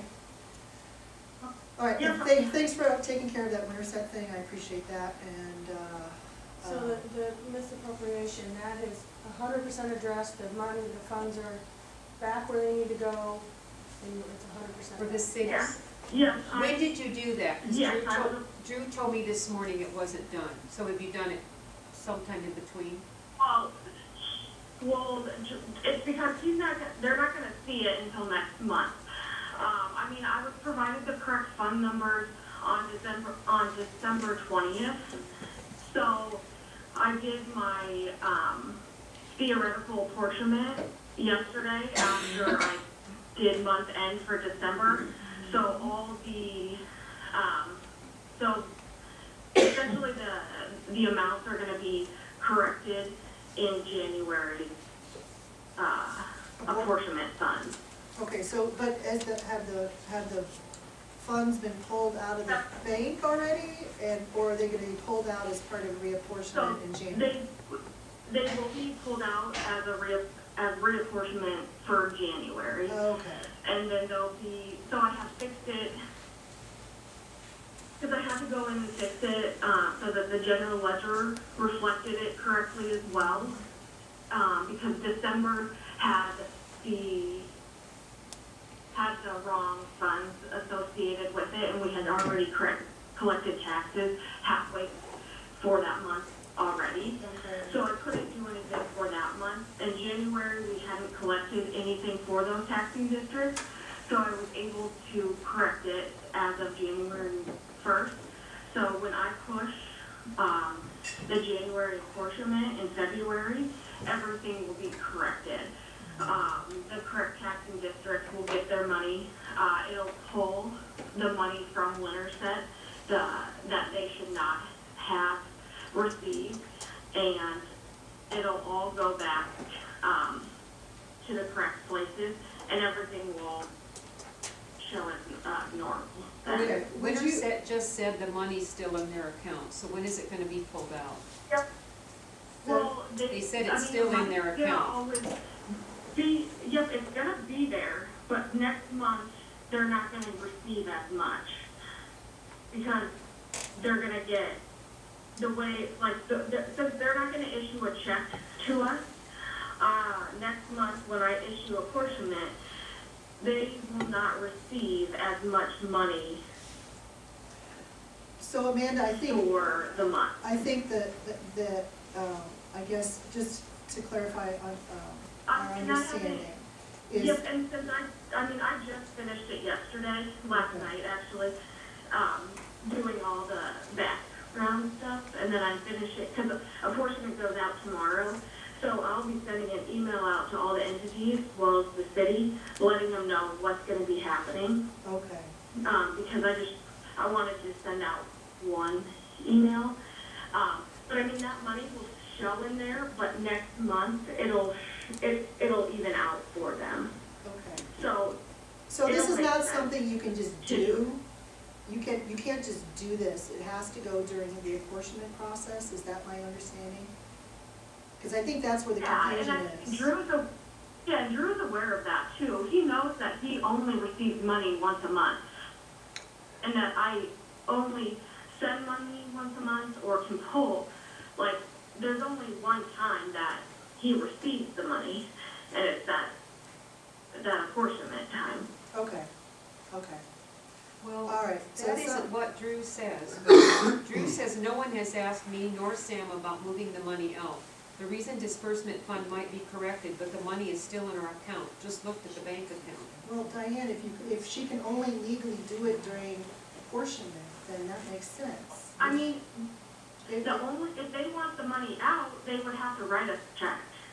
That would be the only way that it wouldn't be, like, if they didn't want the money in the account, they could write us a check for that, and I could deposit it back into our account. But they can't But do he that. said that they can't do that. No, because So the only way, so the only way for me to fix it is to do it this way.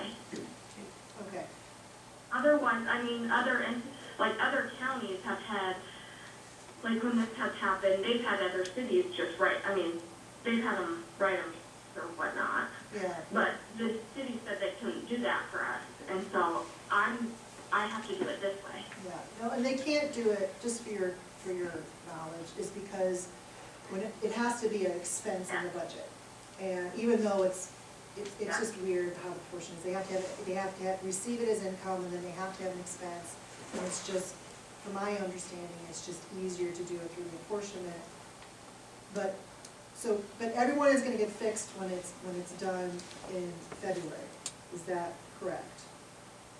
All the money is gonna go to where it needs to be, correct? Correct.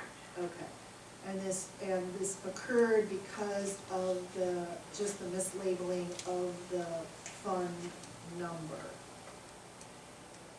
Like the Well, I was not provided the TIF fund numbers at the beginning of the new fiscal year. Okay, So. but you have those now, If I'm not right? provided those, You have those now? I do, yes. Okay, So I inputted them incorrectly because I went based off of, what I assumed they were. So I inputted them incorrectly, so that was my fault. But I have to have those fund numbers provided by the auditor's office every year. so it sounds like the outstanding issues are being fixed. So the only thing left is the month end that's outstanding. And Harris has assured me they're working on that. And you're done, and now then they have to do on the auditor side now, so they can have it by, So, if you run into any issues, can you please let me know about that? Let the board know if there's any issues, so we can stay on top of that. And to confirm, she's gonna send an email to all of the entities so they know the latest of what's happening, correct? And where things stand? Yes, it'll go, they'll get an email tomorrow, when they all receive the money. Okay. All right. So that, Thank you, Amanda, for saying that. So, yeah, so the other thing that's left on my report is I attended the Board of Health meeting via phone, because I was at the hospital. But they have a new member, Stacy Cook, because Dr. Gay Renee has stepped down for, I don't know, was it 25 years, 30 years? She's been on the board, I don't know, it's been a long time. And they elected a new chair. The chair of the Board of Health is Greta McNair, and so she is the chair on that. And they had a bunch of discussions on what they're moving forward on. They had some discussions regarding the home health being sunsetted, so they're working through that. So home health care will be gone in July. June, well, thank you for bringing that up. They actually, they decided to amend it from June 30th to, I think, let's see, because of the payroll, they wanted the payroll to be done by June 30th, but because of the way payroll works, Susan originally had monies for next year's budget for payroll for home health because of the way they carry over. So the board decided to move the last day back, so the last paycheck, the last payroll will be actually the end of June. So I don't know if they sent an update on that. My notes have, it's the 13th now rather than the 30th. So I can confirm that. But their goal was that their payroll would be done by June 30th, so there'd be no carryover into next year's budget. Who's reached out on our board to Warren County to merge us in public health? Warren County? I know, I think I left an email, I sent an email, but I know the members of the Board of Health have. I don't know who it is. Because right now, they do have an existing 2080 with Warren County to provide home health and RN care, so I know that they're doing that. And the RN has been getting reports at their meeting. So that's what they're doing now, so I don't know what the Board of Health is gonna decide to do. They may decide to, I don't know what they may decide to do, but they decided to move forward because of the lack of the grant for home health going away. That's the main reason why they decided to sunset it, unfortunately. So, 3 minutes. Okay, so I don't have anything else to report. Is there any questions on that? Do you want to talk about new hours real quick? Oh, yes. So, Jess, we try to post office hours if we can. I mean, it's entirely up to the supervisor when they want to be in the office. In the past, it's been, whenever they show up. Recently, it's been set hours. Some supervisors have set hours. Some people just say morning, afternoon. It is entirely up to you what you want. Currently, I am Wednesday afternoon, Thursday afternoon, and Friday morning. Sometimes come in Tuesday afternoon if I have time after our meetings. Lately, it's been based on issues going on. So, but it's entirely up to you and what you want. So what we probably should do is communicate to our clerk as to what you prefer, and then we can get those posted. Well, you're there Wednesday afternoon, Thursday afternoon, Friday in the morning. I am there Monday I always switch with Phil. I'm there from noon to 4. Tuesday, I'm there anywhere from 7 until noon. Wednesdays, I often have meetings, and Thursday, I'm there anywhere from 7 until noon. So you switch with Phil on Monday, or you switch Yeah, with Phil? I've been noon to 4 since I started, so 6 years I've kept these consistent. Okay. Because it worked with the other board members. So what we can do is, we can either, because the issue is, we can't really be there when another person is there, because we don't want to risk the appearance of the forum. So, Yes, I do hold a full-time job outside of this. Most of my meetings thus far, and as many as I can do, I do in the evenings and on the weekends. Granted, that doesn't work with county department heads and things, so I'm trying my best to accommodate. Right now, it's looking like Tuesday mornings, I don't want to infringe on anybody else, but that, because of these meetings, that's a likely time where I'm going to be stopping by there. I don't have to have necessarily work time in the office, but and then Friday afternoons, because, but other than that, it's outside of those hours. So I don't really want to have necessarily outside of that. It's going to be per my meetings and the public and working a time out directly with them. All my private contact information is available on our website. All people need to do is call, text, or email me, and I'll set up a personal meeting with them, whatever is convenient. Well, Michelle can post that outside. I think that She I'm can hearing hear, this yeah. by Yeah. appointment only, Yeah. and you're saying. Yeah, but as far as coordinating here, you know, and us on that time, that set aside time, it'd likely be later in the day, Fridays coming in anticipation of planning for our upcoming meetings, and then Tuesday mornings I'll stop in between these meetings. Okay. Okay. All right, so if you want to just get with Michelle and how you want that to appear on the website and then outside. Is it not okay the way it is now? It's fine how it Okay, is now, perfect. yeah. Okay. No, I mean, with the precision of the hours.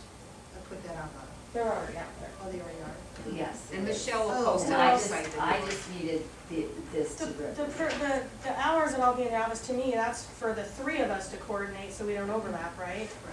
But And I with, as think far we as have. engaging with the public and other department heads, I'm working directly with people to set the time Okay. in place, so I don't need publicly posted hours in my opinion. So you're Right, not gonna have no. office So what we hours, have but up there we is will. okay, that's what you, perfect, Yeah. okay. So we're not overlapping, we'll be fine. Okay. All right. Well, some of these are Tuesday mornings, right? Well, before, Well, would after. you be willing to give up your Tuesday morning so she could be there? In the mornings, how early would you be there? It would just be before or after this meeting would really be the only time. Oh. I don't know, I always work Tuesdays. Okay. It's okay, it's not, like I said, I go in after hours a lot, so that's okay. Maybe we'll just put Friday afternoons for now. Friday afternoon, that's what you want? That's fine. If that works for you, I'm okay. Yeah. All I right. don't have to be in the office to print things, it's like, it's in the No, hall if I no. have to. Okay, so we are coming up on our closed session time, and Do you wanna set a date though for your next? yeah, your let's go ahead and set a preliminary date, budget and thing? the other stuff we can push to the next meeting. Okay, so, budget review and discussion in anticipation of fiscal year budget planning with department heads. So, I would really like to attempt to try this budget meeting again, for us to be in a work session.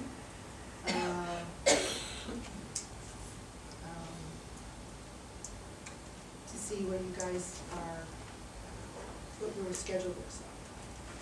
When you want it. What would work with you, Jess? I mean, we could do it in the evening too, if that's okay. Unfortunately, that's, these next couple of weeks are very hairy for me. So Diane,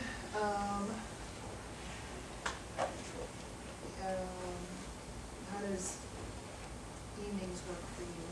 I hate evenings, I didn't sign up for evenings, I worked nights when my kids were little, and I don't wanna work nights, but that's what I'm gonna say. But I'll have to do it if that's what two people decide. Well, you know, our schedule's disrupted this year, and that's unfortunate. So hopefully we all can be flexible. Unfortunately, my life right now is a little disrupted as well for personal reasons, so, daytime is usually when, the doctors run out. So, Can we do something just as late in the day as possible, so we can get my other responsibilities taken care of first? so I doubt that we'll have the month-end stuff done by this week. So, Diane, would Friday afternoon work for you? This Friday? Yeah. We'd have to get it posted. Either that or. How early That could you doesn't go, work. Jess? It doesn't I work. can go, it depends on the day, but I'll go as early as we can. What about Friday? Friday, I need to be done by 4, I'll need to travel, So what afternoons, evenings work for you? Because I wanna try to accommodate Diane, I think we on that. Is this something we should work through, so we can let the public know, we can work through that in our private session, or no? No. We have to stay. We have to stay with the topic. So, All right. It depends on the day, you know, next Monday or Tuesday. Next Monday, I could do any time in the morning. I'd love a 7 if we could do that. 7 in the morning, Monday the 27th? 20th. Would that work?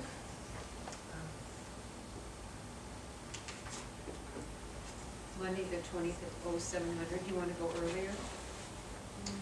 Yeah, earlier in the day or the later in the day is The better. the other option too, since it's just for us work session, I'm open to weekends. No. No? No, okay. If Monday early works, I can probably make it work. Again, I wish I wasn't as quick and predictable, guys, I really should. Sure.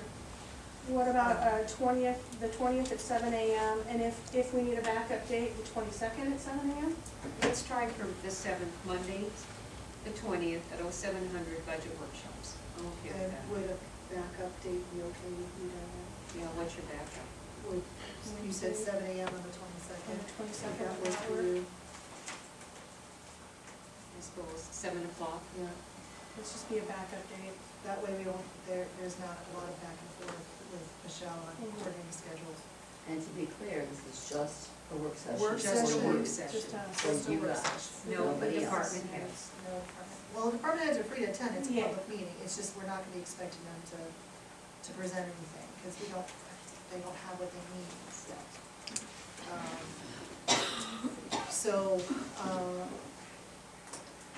Yeah, and then I think that is all we have time for. The rest of the agenda, we'll just push. Well, I gave you the status of month end report. So the RFP website update, ordinance review and update, and remaining ARPA funded projects can be pushed to our next meeting. Michelle, please. Yes, I have, we will move RFP website update, ordinance review and update, remaining ARPA fund projects, those 3 items will be moved to next week, Okay. which they'll consider postponed. Okay, thank you. Okay, all right, we'll go ahead and you guys have nothing else to discuss, I will entertain a motion to adjourn. So moved. Wait, do you want to talk? Right, all in favor? Aye. Opposed? Okay, so, we'll give a 5-minute recess to refreshing, and then we'll start our closed session. Drew?